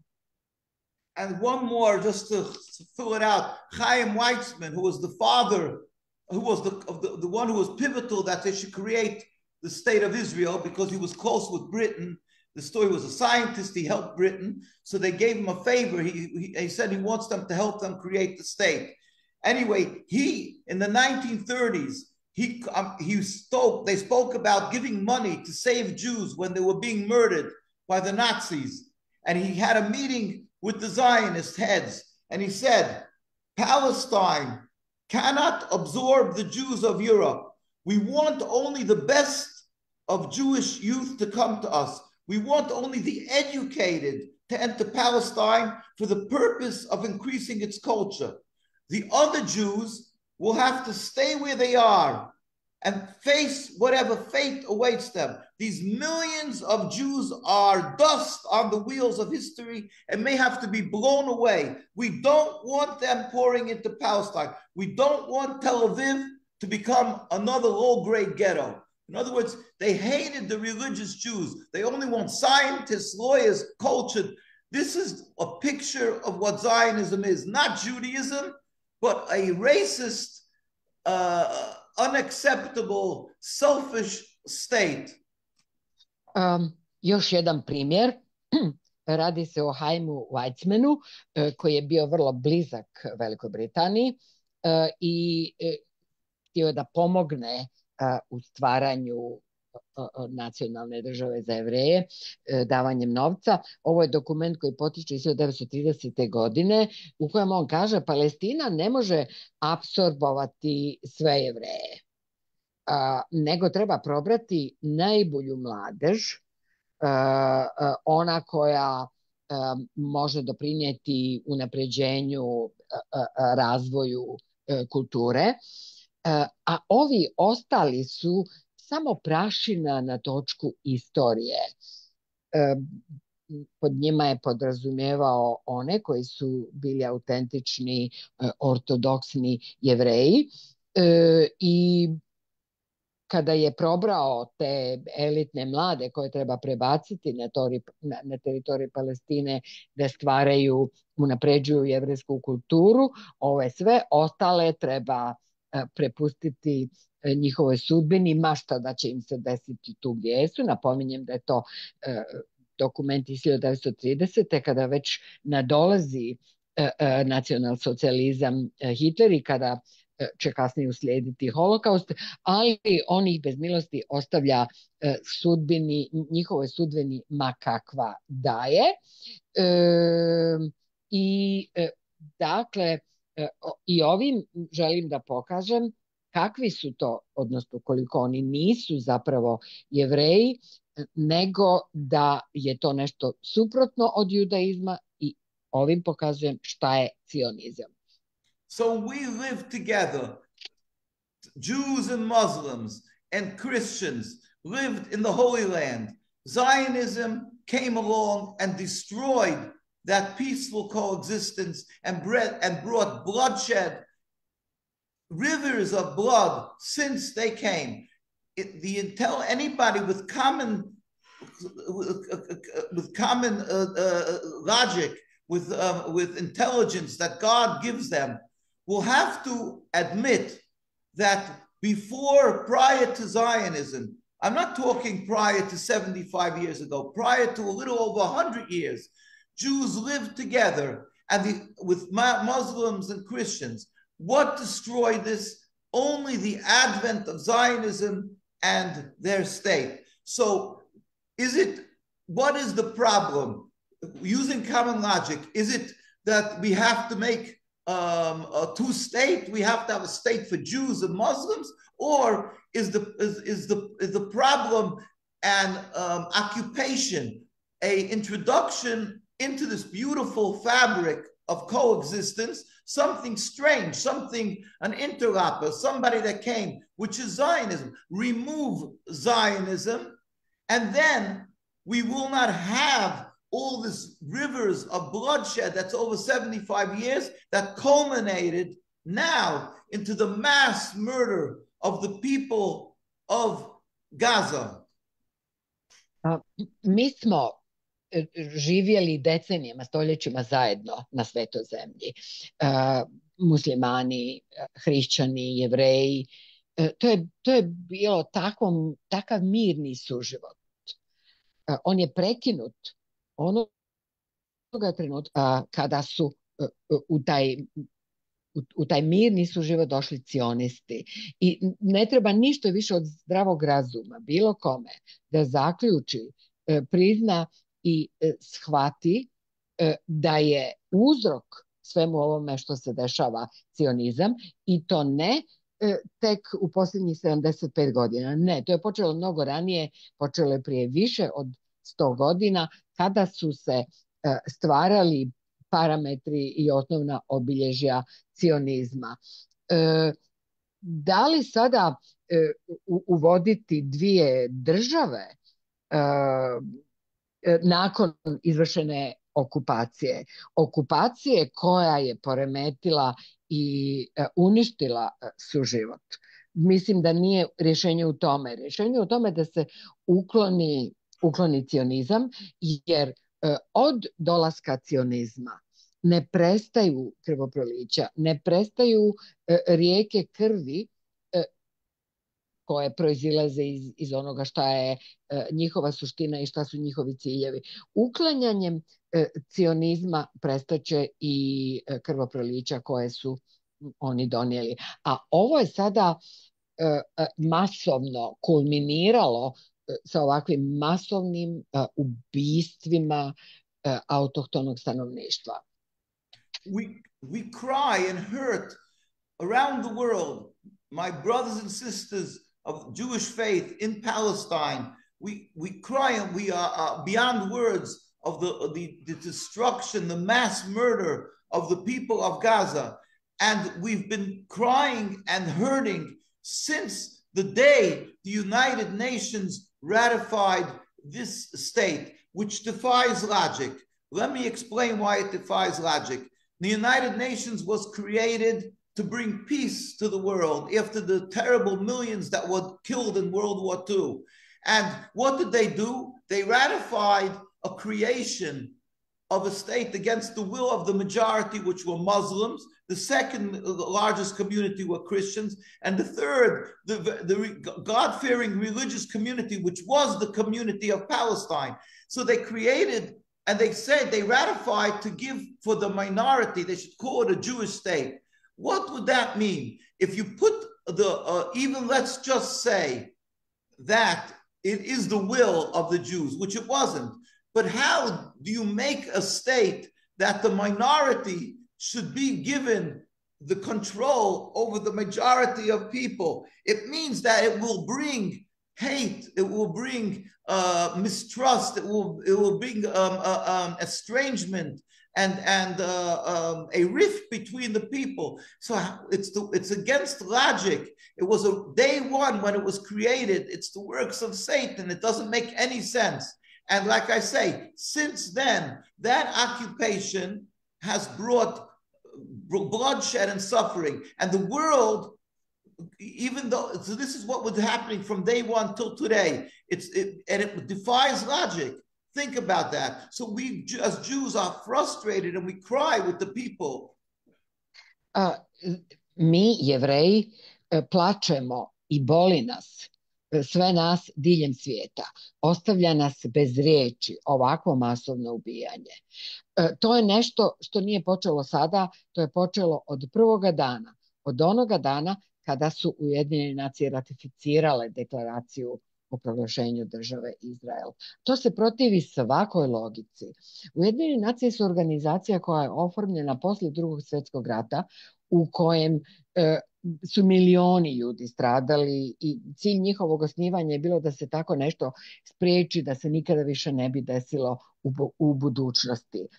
Ratificiraju deklaraciju o stvaranju države Izrael na način koji se protivi logici. Na teritoriji na kojoj se formira cionistička država Izrael, najbrojnije stanovništvo pod broj 1 su muslimani. Po broju zatim slijede hrišćani, a tek na trećem mjestu su Jevreji koji se ne slažu sa formiranjem države. A to ratificiraju Ujedinjene nacije i šta to znači? To znači da u jednoj državi, da na jednoj teritoriji pravite državu u kojoj je manjina ta koja ima prava u odnosu na većinu. I time odmah stvarate osnov da se proizvede mržnja, nepovjerenje. Znači, osnova toga je protivna logici i sve mi smatramo da je to Božje djelo, smatramo da je to djelo satane, to je satanska rabota. Znači, okupacija je počela od prvoga dana i traje do današnjeg dana. Mi se okupaciji protivimo i tugujemo i plačemo zbog nje od prvog dana pa sve do dana. Now, we don't condone violence, but think about it. The 1,200 people that were murdered, it hurts. But think about this. It should be a shock to the world. Since Hitler, there was never such an amount killed in one shot. So so the people should wake up and say, 75 years we bought into the Zionist narrative that we have to oppress, we have to murder, we have to kill the PLO, we have to the Intifada, and for 75 years we followed in their lockstep. Whatever they said, we accepted, and now they say we have to kill Hamas. Look what's going on. It's they brought such a death. If it wouldn't have been for the state of Israel, this never would have occurred. 1,200 people should be killed. So they should say, enough, we gave you your chance. 75 years we followed in your train, the way you told the narrative. But now we have to wake up and see that it's ridiculous. It's nothing to do with the difference of religion. How many more people have to die? How many more Jewish people have to die? And now you're dehumanizing the people of Palestine, you're demonizing the people of Gaza and dehumanizing that you kill them like bugs. Why? Because you want to go further with your narrative and further, when it is so clear that the reason of all this death is because of a creation of a state of Israel, because of a foreign body that was brought into this lives of this beautiful fabric where Jews and Muslims and Christians were living, and you brought in this new thing for 75 years, and since then it's death and suffering. So it is an insult to the intelligence of humanity that they're buying again and again into the Zionist narrative, and they say now you have a right to kill Hamas and kill everybody else who's in the way, all the people of Gaza. How much more will the world let their intelligence be insulted? We have to speak up. We have to plead with the world leaders that should stop listening to the Zionist foolishness, propaganda, idiocy, and horrendous crime, and stop it by stopping the occupation. Remove the occupation. That is the diagnosis of this sickness. Remove the sickness and we will have peace. U proteklom periodu 200.000 ljudi je stradalo. I dalje se nastavlja slijediti, prvo prihvatati, a zatim slijediti taj narativ. Jedan te isti, stalno je neko protiv koga, pa sad su protiv PLO-a, sad dolazi do Antifade, sad su protiv Hamasa, a svijet prihvata šta god oni da kažu. Šta god proglase, svijet ide za njima, a sve ovo što se sada desilo, ne bi se desilo da nisu tako bezrezervno i bez postavljanja znaka pitanja prihvatali narativ koji je lansirala cionistička država Izrael. To je naprosto smiješno i bezumno. Pitamo se koliko još ljudi mora da umre. Oni su dehumanizirali Palestince, padaju žrtve, i dalje hoće da nastave. Sada je Hamas taj protiv kojeg uvijek uvode nekog drugog protiv kojeg će i kad tog nekog eliminišu, onda će sve biti u redu, a nije stvar u tome, nije ishodište problema u tome. Ishodište, dijagnoza je stvaranje cionističke države Izrael. Tu se mora tražiti i rješenje sa formiranjem cionističke države Izrael. Nasilje je ušlo u jedno fino tanano tkivo suživota koje je prije njihovog dolaska postojalo. A od njihovog dolaska stalno se dešavaju smrt i patnja, ubistva, i ovo što sada rade i kad ponovno izlaze sa tim istim narativom, mi to doživljamo kao uvredu vlastitoj inteligenciji. Dokle će svijet prihvatati uvredu vlastite inteligencije? Mi smo postavili dijagnozu. Dijagnoza je formiranje cionističke države Izrael. Lijek je uklonite izvor bolesti. Uklonite cionističku državu. Just one more little thing. Ironically, And sadly, the personification of anti-Semitism is the state, Zionism and the state of Israel. They are the ones who causes so much blood, so much hate, and so much exacerbation of anti-Semitism around the world. So if you, to stop the exacerbation of anti-Semitism, the solution is not to yell at everybody else they're anti-Semites. The Zionism and the state of Israel is anti-Semitism. Remove that and there will be, God help, peace in the world. Još nešto moram da naglasim. Ironično je i tužno ono što ću reći, ali personifikacija antisemitizma je upravo cionistička država Izrael.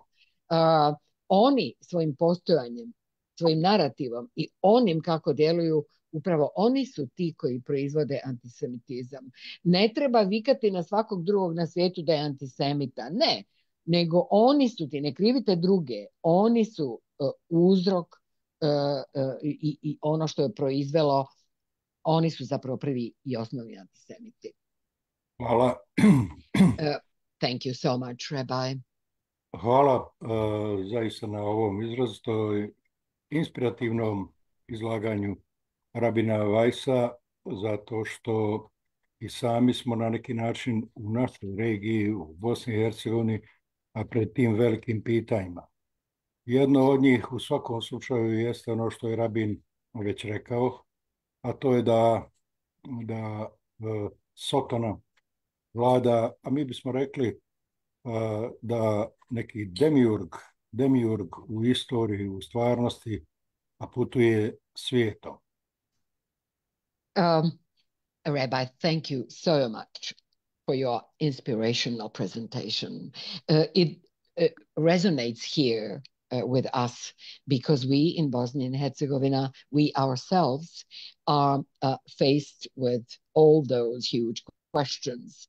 As Rabbi said, we agree that those are works of Satan, or rather to say some kind of demiurge traveling all over the world from one place to another.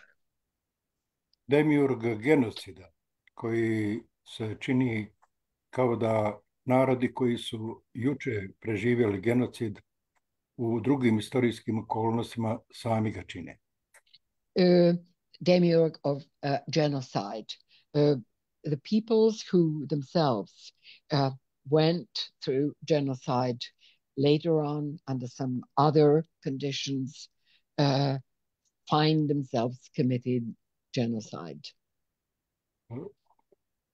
Iskreno sam zahvalan Rabinu Weissu što je dao ovaj ton koji omogućava da dođe do razumijevanja ljudi i naroda u svijetu. I'm frankly grateful to Rabbi for giving this presentation, this explanation, which can make people understand each other, people all over the world. Čini se kao da se ipak pojavljuje među običnim ljudima, da se pojavljuje među onim demonstrantima širom svijeta. Upravo ono što bi moglo očuvati ovo čovječanstvo, a ne establishmenti kojima je interes neokolonijalizam i kojima je interes dominacija u svijetu. It seems that the ordinary people, demonstrators, making all of the protests all over the world could be those to save the humankind and not contrary to the establishment, the authorities, the governments, those who promote and work for the benefit of neocolonialism throughout the world.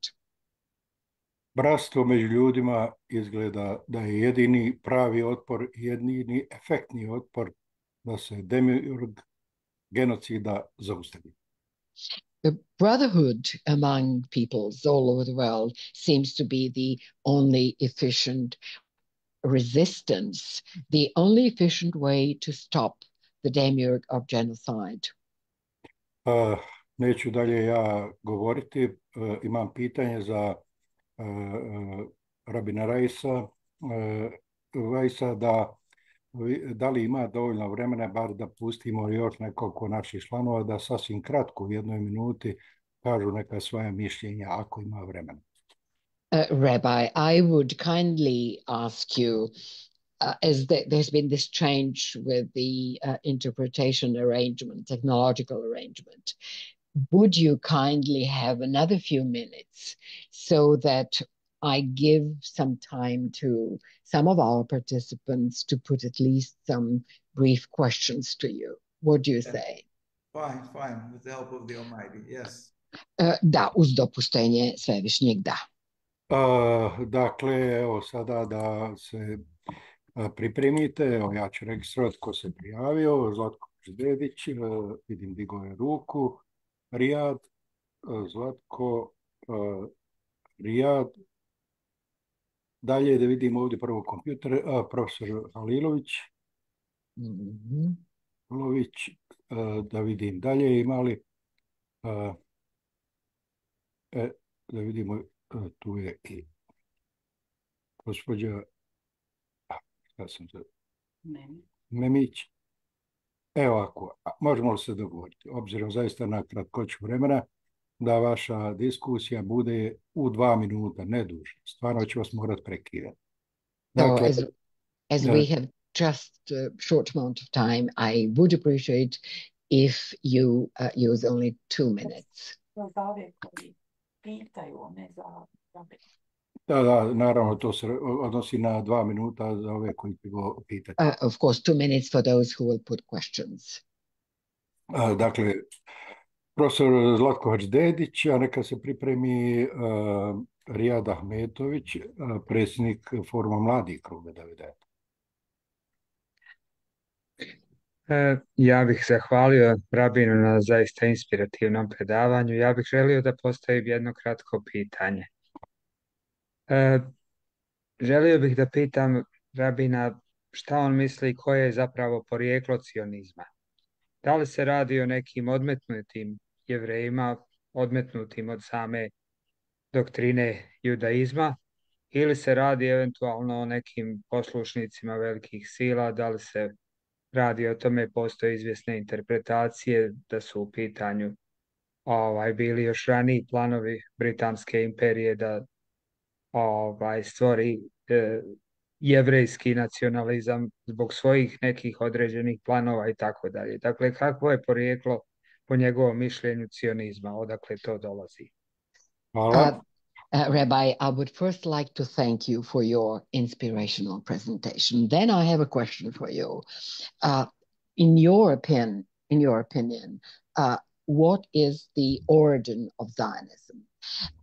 Are the Zionists those outcasts of authentic Judaism, or are they people who are obedient, who are servants to great powers?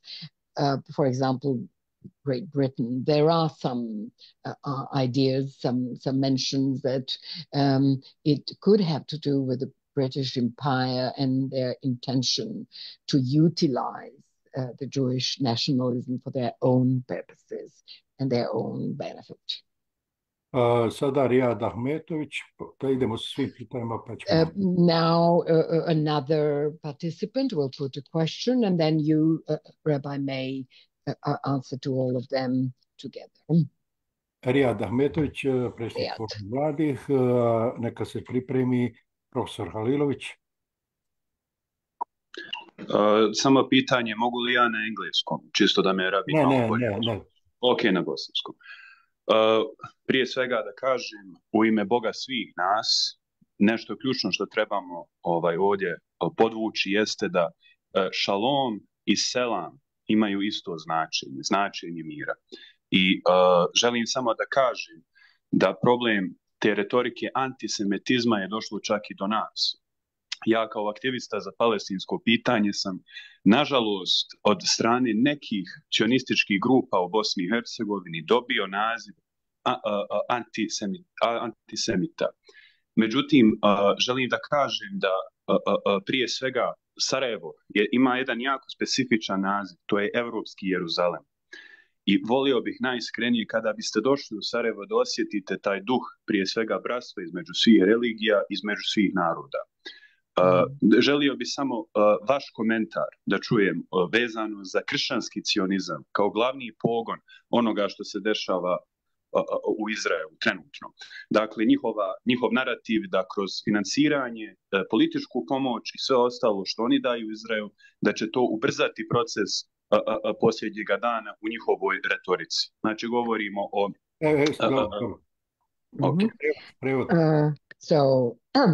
In the name of God, Almighty God of all of us, just to mention that shalom and salam, the two words have exactly the same meaning. It's peace. The problem of the anti-Semitic rhetoric, unfortunately, reached even here to Sarajevo and Bosnia and Herzegovina. I have to mention that Sarajevo is known as being a European Jerusalem, and I would very much like Honorable Rabbi to visit Sarajevo and sense the brotherhood that has always existed in this town. And now let me turn to another comment. I would like you to tell us your comment on the Christian Zionism. The Christian Zionism, which is active in Israel, and by which the Christian Zionists are trying to speed up what they call the doomsday, which is their intention, which is what they intend to do. Rijado, ćete nastaviti još nešto ili? To je to, samo je to. Hvala. Sada ide profesor Halilović. Profesor Halilović. A gospođa Memić, ali kratko. Hvala. Salam, selam i šalom. Gospodine Rabine, Weiss, bila je čast slušati vaše izlaganje, posebno u smislu kontrastiranja judaizma i cionizma. Ja sam vam lično zahvalan na brojnim informacijama i činjenicama koje sam čuo od vas. Ono zbog čega vam također se zahvaljujem jeste da i mi u krugu 99 iz vašeg izlaganja dobijamo inspiraciju da budemo dosljedni i principijelni na vaš način u smislu zalaganja za principe koje mi zastupamo, a to su principi jednakosti, ravnopravnosti svih građana u Bosni i Hercegovini, nezavisno od toga kakve su vjerske, etničke i druge pripadnosti. Ono što vas želim pitati su dva pitanja, ali morate oba odgovoriti. Sačekajte da se ovo provede, pa onda profesor nastavi. Shalom and salam, Honorable Rabbi. It is an honor and privilege to listen to you. Thank you particularly for making this contrast and clear distinction between Judaism and Zionism. I'm also grateful to you for having provided us with so much information and so many facts. You are also an inspiration for us people, members of Circle 99, Circle of Independent Intellectuals, encouraging us to be and remain consequent in our principal struggle for equality of all the citizens, regardless of their ethnic affiliation, ethnic or religious affiliation. Dalje, profesor. Naša ideja je čisto, dakle, sekularna, nije teološka i mi se zalažemo za principe o kojima ste vi govorili, gospodine Rabin. Moje prvo pitanje je, s obzirom da smo mi u Bosni i Hercegovini doživjeli sličnu situaciju, onu koju su doživjeli Jevreji u Njemačkoj 91-95. godina. Za razliku od Njemačke u kojoj je bilo govora, odnosno u kojem je uspostavljen oprost ili u kojem je uspostavljena denacifikacija i razvila se ideja i misao denacifikacije kao domicilna ideja njemačkog naroda, mi to nismo ovdje doživjeli. Moje pitanje je, šta mislite... Čekaj, profesor, sam pa onda direktna pitanja. I also have to add, I missed a part of the question asked by the previous speaker. He mentioned,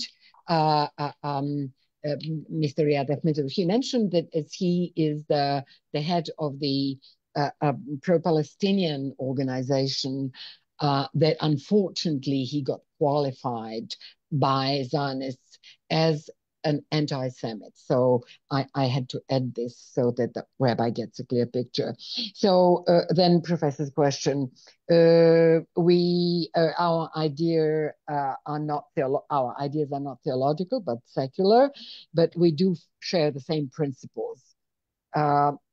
We here in Bosnia and Herzegovina, between 1991 and 1995, went through a similar experience that the Jews went through in Germany. In Germany, unlikely Bosnia and Herzegovina, denazification took place. Unfortunately, that denazification has never taken place in Bosnia and Herzegovina. Šta mislite koje su psihološke, etičke, ako se može reći o etičkim, ali koje su psihološke i druge smetnje za priznavanje zločina, bilo kada je riječ i o individu ili o društvu, o zajednici, o cijelini, o grupi. I drugo pitanje jeste kako ocjenjujete šta se događa danas sa svijetom, kuda ide svijet s obzirom na odnos dobra i zla, u odnosu na religioznost čovjeka generalno i svijet, odnosno s obzirom na teološke postavke o svijetu i njegovoj utemeljenosti na njegovim učenjima. Hvala.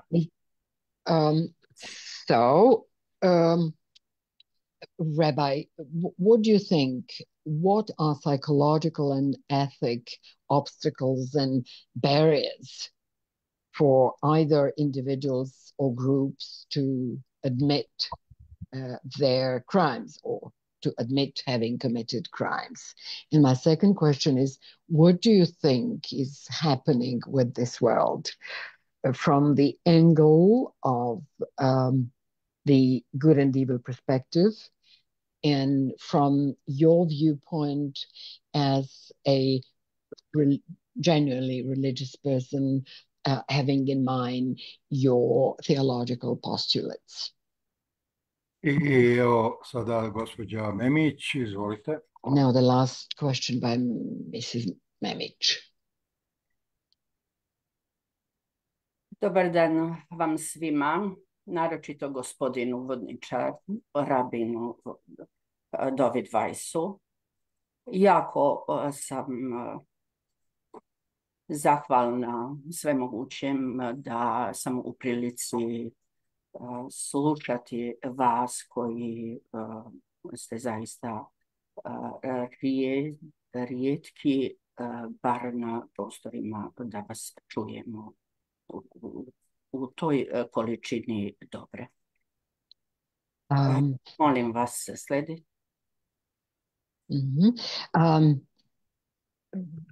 Good afternoon, everybody. I'm exceptionally grateful to the God Almighty for giving me the opportunity to listen to you Rabbi, because in this region, it's a rare blessing and privilege to hear a speech full of such an amount of good coming out of your heart and your mind. Zahvalna sam i predsjedniku Kruga 99, što i vama naročito ponovo što smo u prilici da vam postavimo i sljedeća pitanja moje su. Kao prvo pitanje, ko finansira manjinu nad većinom koji su agresori i to agresori u kontinuitetu, dakle decenijama i stoljećima? Drugo pitanje, koliko ortodoksnih Jevreja došlo je u Palestinu za ovih godina, decenija, i koliko ih dolazi, tako reći, danas? Šta ih tjera među cioniste? Treće pitanje, da li se cionistima Jevrejima pridružuju i cionisti i u kom broju koji nisu jevrejskog porijekla? Četvrto. Dobro. I would also like to thank the president of Circle 99 for giving us all this opportunity to hear you, and more than that, to put some questions for you. Here is one of them. Who is financing the minority ruling over the majority? Second question, who have been the aggressors, because that has lasted for centuries. And my third question is, according to your estimates, how many Orthodox Jews have come to the state of Israel in the past decades?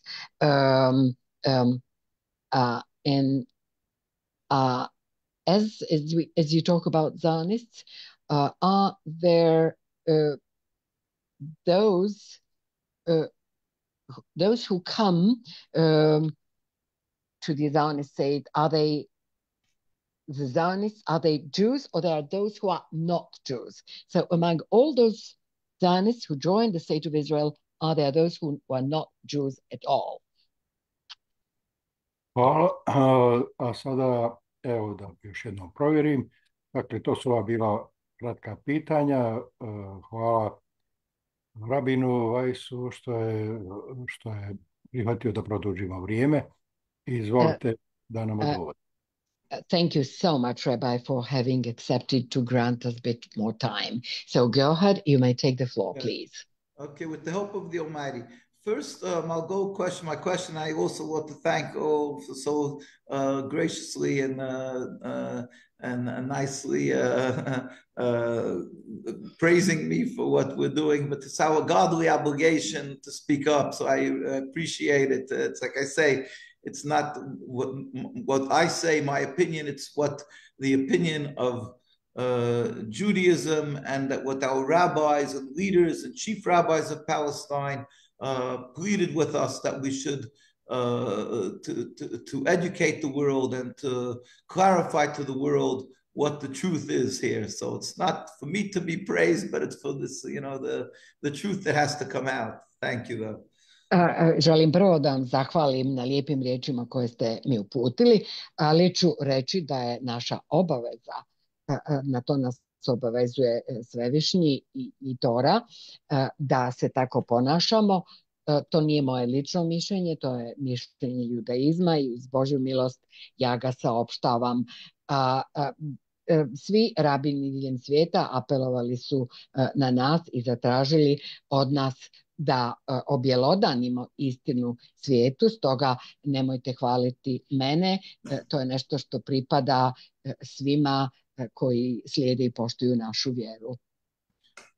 In regard to the beginning of Zionism and altogether the movement of Zionism, like I say, is people clearly, they were ostracized, this whole group before World War II. In the beginning, the group was ostracized by the religious communities because it was clearly in defiance to the Torah. They were against God. They were against the Torah. There was no question at the beginning.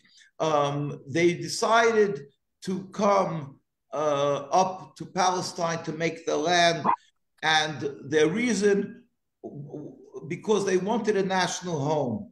And whether there were other players involved, because like you mentioned that maybe Great Britain, maybe they wanted, many people say that they wanted to have a stabilizing group of people, Europeans, who they knew that should be able to stand, especially when they were discovering oil, that instead of having people, Arabs and from the Middle Eastern country, they wanted to have their set of people living there to be able to make sure that they have some control in that area. It's all possible. You know, everything is most probably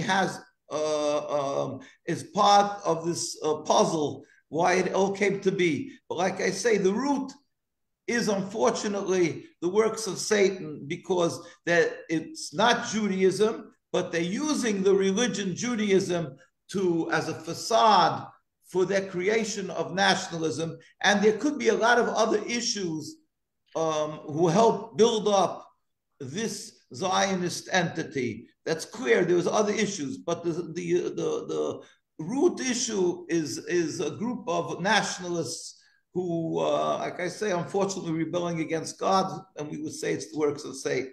That's the first issue. Dakle,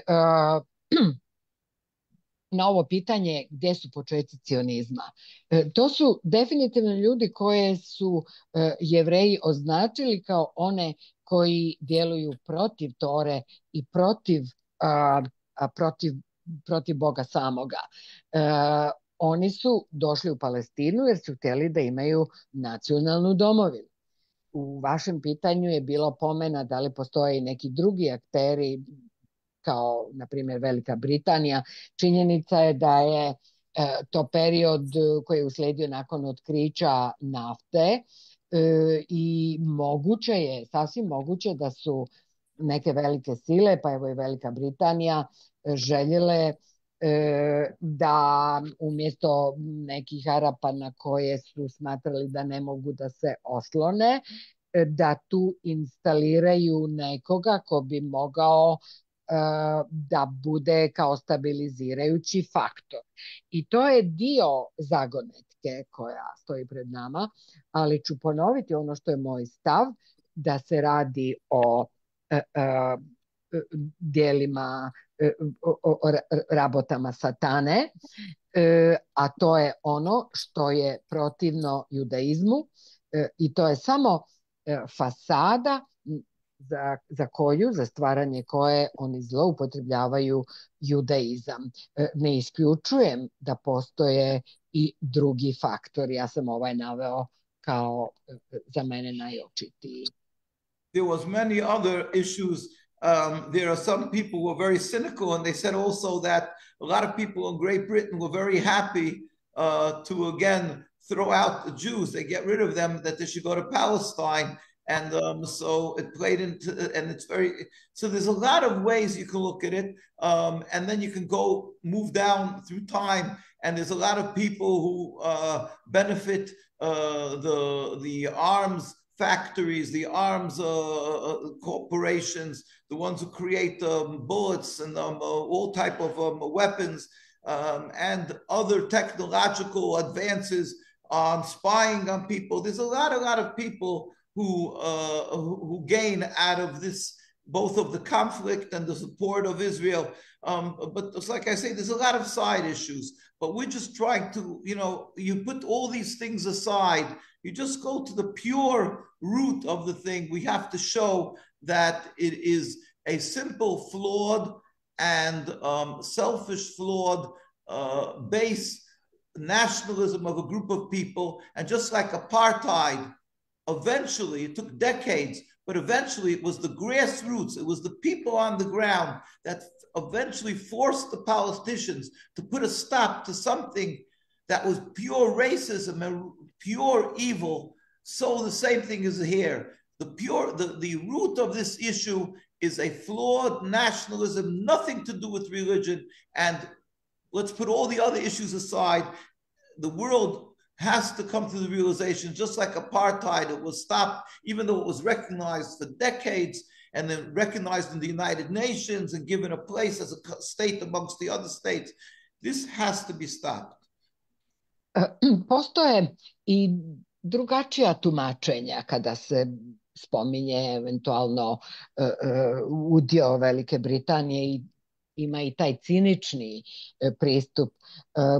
Takvi, na primjer, tumače da je Velika Britanija bila srećna da konačno može da se riješi Jevreja, da ih izbaci iz Velike Britanije pa nek idu u Palestinu. Znači, eto, može se i takvo tumačenje ponuditi. A što se tiče sukoba koji tako dugo traje, mnogi od toga imaju koristi.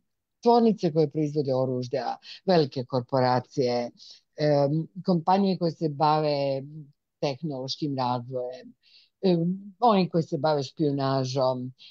Znači, mnogi su oni koji su imali itekako profita i dobiti na ovom sukobu, ali ono što nas zanima to je zaista ono što je sama srž, sami korijen cijele ove stvari, a to je nacionalizam, odnosno aparthejd jedne grupe ljudi. Oni za to koriste religiju, na što nemaju pravo. Svojevremeno se radilo o rasizmu koji je morao biti zaustavljen. Recimo, apartheid je bio jako dugo prepoznat, dok konačno nije došlo i zaustavljanja apartheida. Ista stvar je i ovde.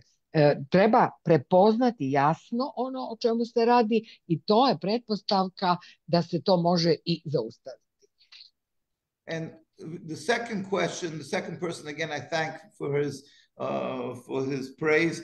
And I would love, he mentioned that the visiting, I would love to come to your country. It's beautiful, I'm sure. And I would love to show appreciation for the good that was done to the Jewish people throughout the history there. And to clarify and to educate the people about Zionism, to be able to give the people the fortitude, the courage to speak up and not be intimidated by the attacks of anti-Semitism. I would love to speak in the universities and the Muslim centers and so forth. So I would love to come. That's first.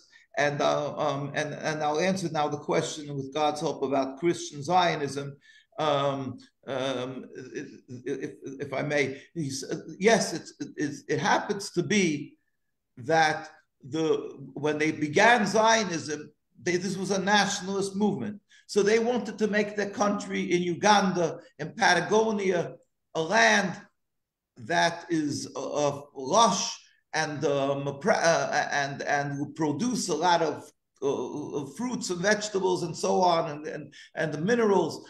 And because it was the time before technology, and so they were really thinking seriously of Patagonia, Uganda, etc. They only came and decided to go to Palestine because to create a state, you need massive support. So they decided Palestine would be the right place because they can wave the Bible and tell the Christians, see, in the Torah and the Bible, it says the children of Israel have to go to the land of Israel, and they'll be able to use as a weapon, they'll be able to use the Bible and gain massive support, especially from the evangelistic Christians. And they were right, because there's millions and millions of Christians who blindly support Israel. Unfortunately, they don't look at, the suffering of the Palestinians. They blindly support them. So they were right. And then the second part of that question also was about that, the Gog and Magog, the Armageddon. Unfortunately, there are some who want the Jews there because in the Christian belief is that the Jews and Muslims, God forbid, will either kill each other out or convert to Christianity. But even if we don't put that issue on the table, in other words, we say that we judge them in a good light and say that, yes, many of those people, they really mean the sympathy for the Jews, and they really mean well, and they mean, because of humanity, Jews suffered by the Holocaust. Even if they mean well, it is clear that they are being duped, and Zionism went to Palestine simply because of this reason, that they can get Christian support, and Jews who are ignorant of the religion, because most Jews were non-religious. So they decided to go to Palestine because they'll be able to get this massive support. So it's evil because they're fooling people, because in truth, the Torah forbids the state. But that is a fact, what that person mentioned. It's true. That's why they went to Palestine, to get this Christian support. Htio bih da zahvalim drugom učesniku na pozdravima. Jako je lijepo što me pozivate da dođem, zaista bih volio. Volio bih da osjetim tu atmosferu i da govorim na univerzitetima, da se susrećem sa ljudima. Neću propustiti da vam zahvalim na svoj pomoći i podršci koje ste u proteklom istorijskom periodu ukazivali Jevrejima koji su dolazili u vašu zemlju. A sada vaše pitanje vezano za hrišćanski cionizam.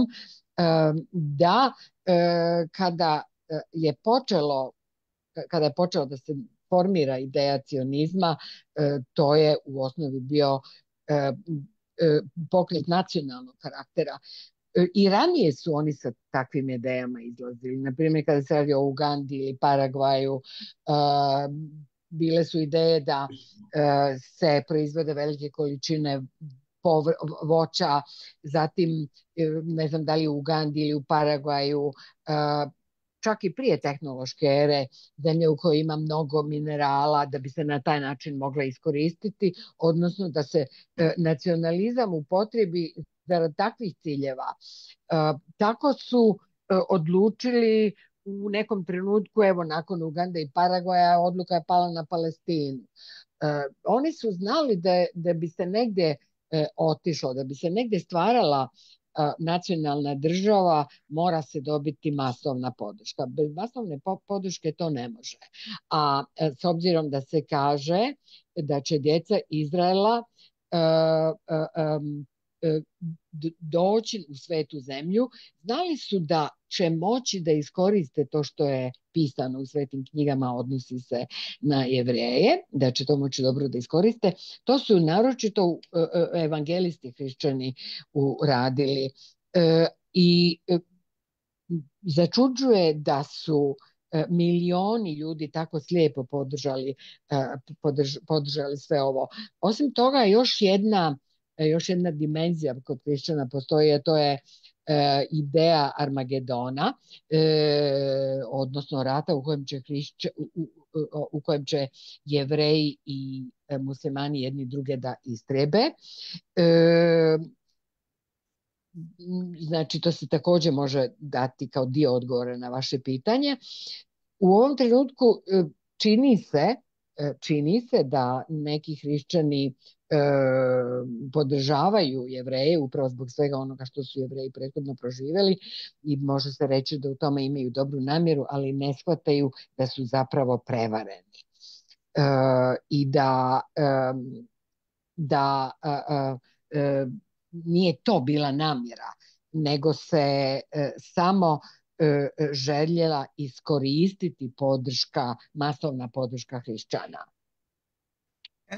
In regard to what is necessary to admit their crimes and who's financing, well, we are turning constantly, we don't plead with the Zionists because we look at them as a corrupt entity, and we're not looking to deal with criminals. We are pleading with the world leadership.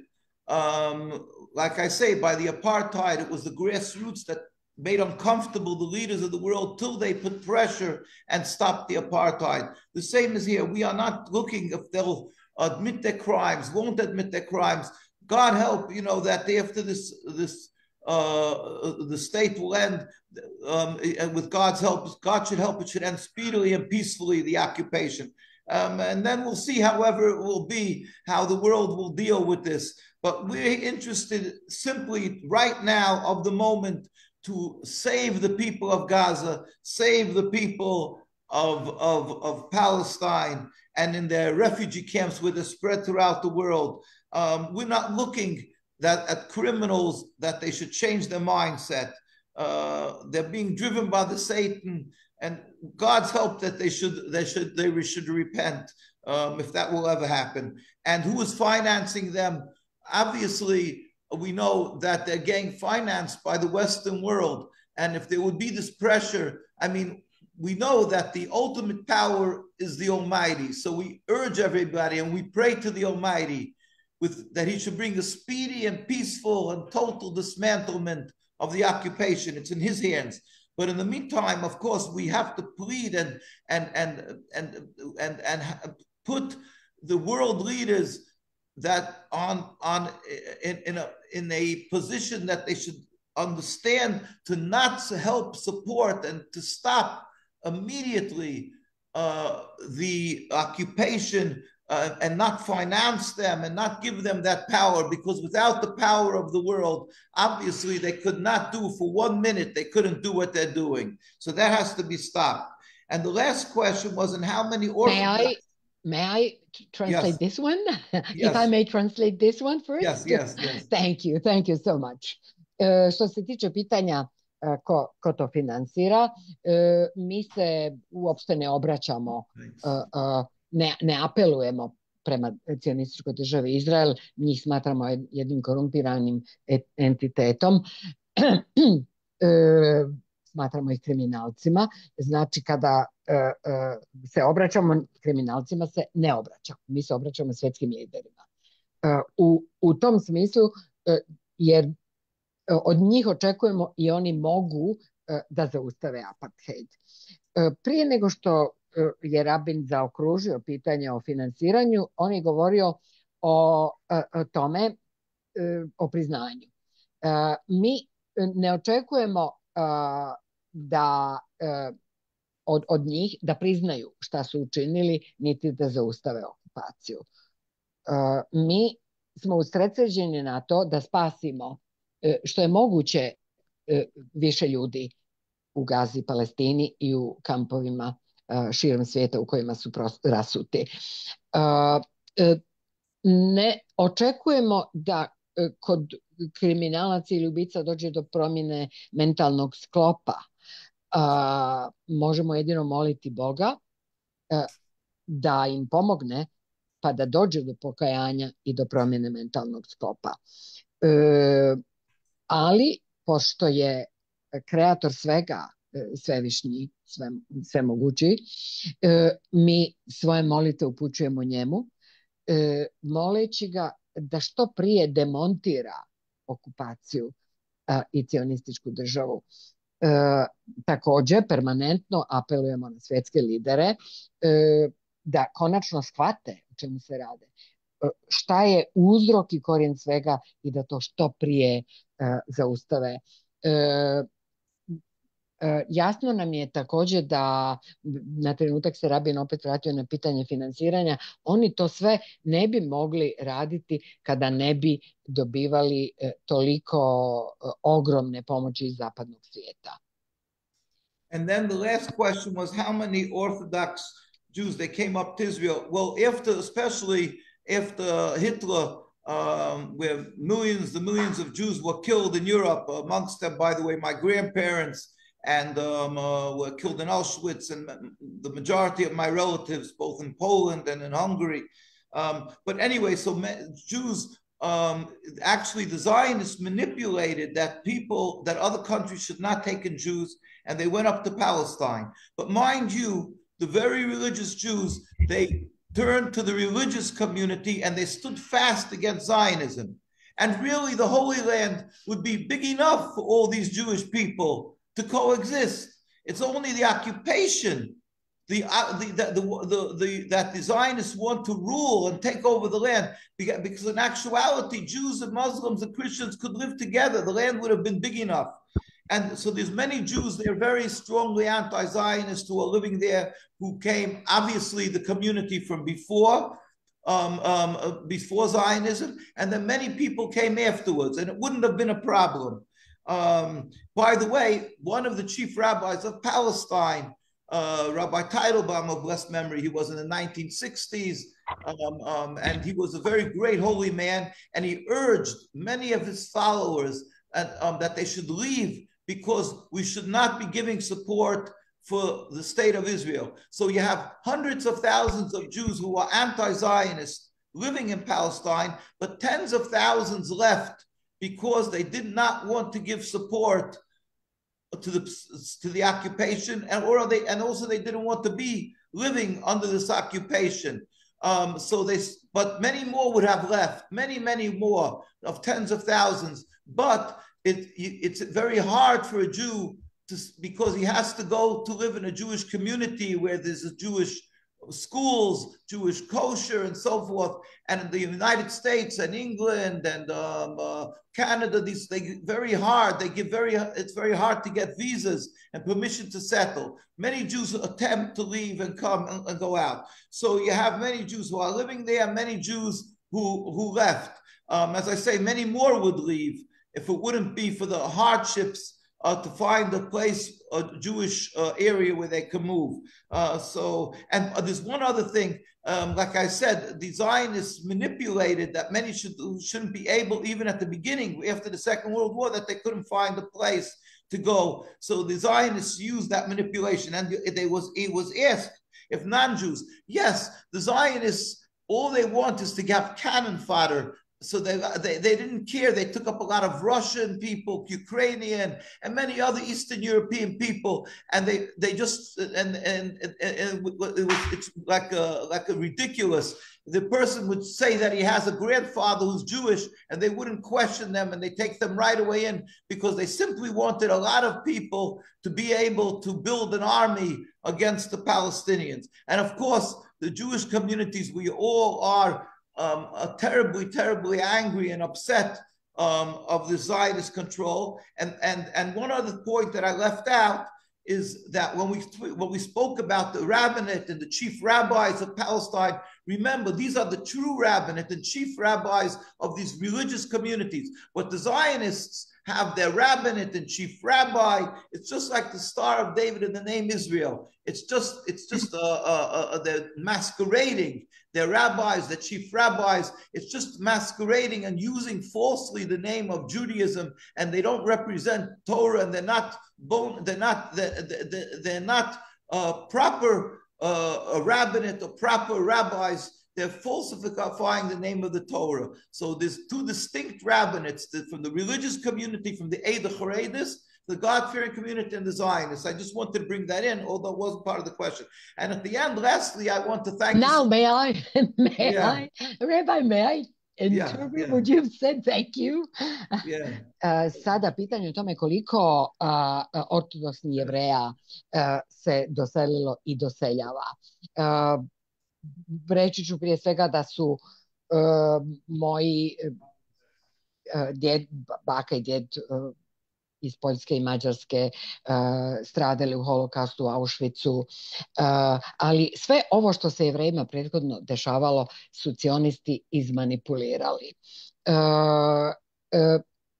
Znači, sveta zemlja je dovoljno velika za sve i ne bi nikakav problem bio koliko Jevreja dolazi.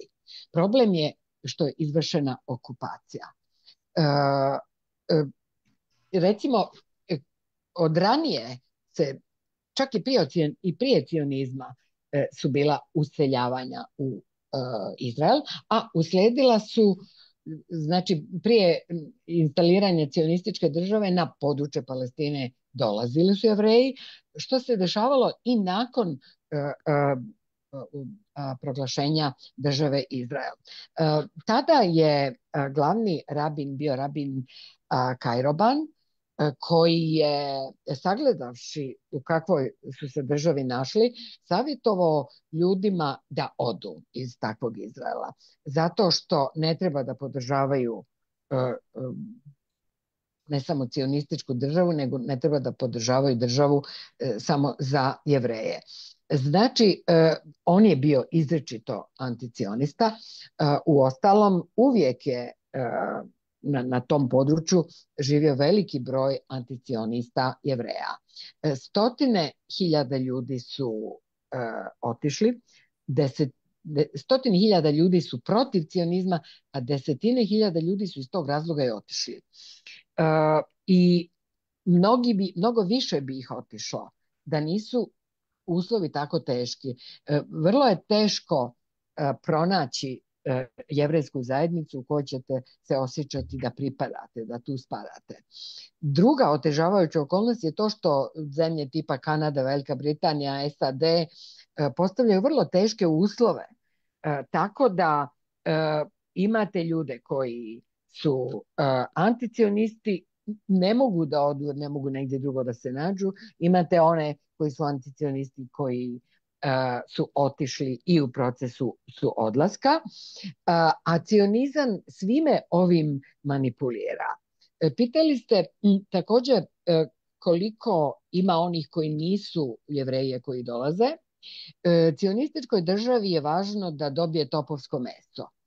Važno im je da dobije materijal kojim će nabildati izraelsku vojsku, tako da je dovoljno da negdje iz neke istočnoevropske zemlje, ajde da navedem primjer Rusije ili Ukrajine, neko kaže pa deda mi je, tata mi je bio Jevrejin, ovi ga odmah prihvataju ga namjenski, jer je on taj kog će iskoristiti, ubacit će ga u vojsku i napravit će od njega topovsko meso. Znači, morate napraviti razliku između stvarnih Jevreja i stvarnih jevrejskih rabina, za razliku od onih kojima samo paradiraju cionisti. Njima je dovoljno da zloupotrebe Davidovu zvijezdu, da nekog proglase rabinima za njihove prizemne interese i lažno se predstavljaju kao predstavnici judaizma, a oni to nisu. Pa vas molim da pravite tu razliku. Hvala lijepo. Yeah, excuse me. I just wanted to thank the translator. I really appreciate it.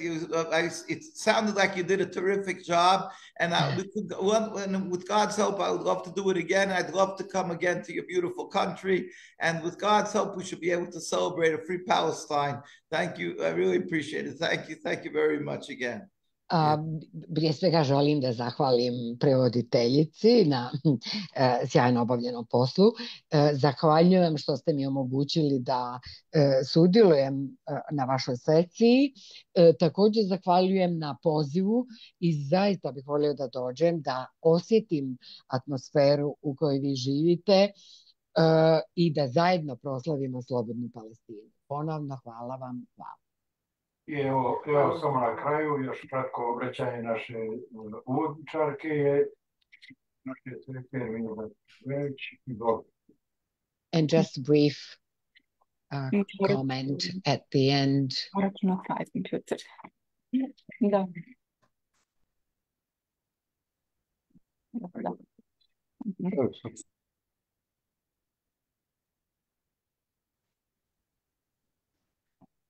Ja se zaista zahvaljujem također. Puno članova Kruga 99 upravo pišu svoje komentare, zahvale za vrlo inspirativno, zbog vašeg inspirativnog izlaganja iz kojeg su naučili puno o onome što smo mi mislili da znamo donekle, ali zaista vrlo rijetko u našoj sredini čujemo toliko snažne pozive za bratstvo između između muslimana i Jevreja i toliko informacija o Palestini i Palestincima. I would like to thank you for your inspirational presentation, from which we have learned so much. We thought that we knew something, but that something was really just a bit. And thank you for the invitation for the brotherhood between the Jewish and the Muslim people. Thank you. Ja mislim da će uskoro, vjerujem, ova sesija doprinijeti tome i pozivu kojim ste se vi već unaprijed tako ljubazno odazvali za dolazak u Bosnu i Hercegovinu i u Sarajevo. Right now, we are receiving messages from the participants of this session of Circle 99 with their impressions, with their excitement, their gratitude. And we think that this contribution that you have so graciously made will soon contribute to an official invitation. You unofficially accepted it, but we think that the official invitation for you to visit us will soon follow this session. Još jednom hvala i vidimo se u Sarajevu. Dear Rabbi, thank you so much once again. See you in Sarajevo. Thank you. Shukran. Assalamu alaikum. Peace. Hvala vam. Shukran. Assalamu alaikum.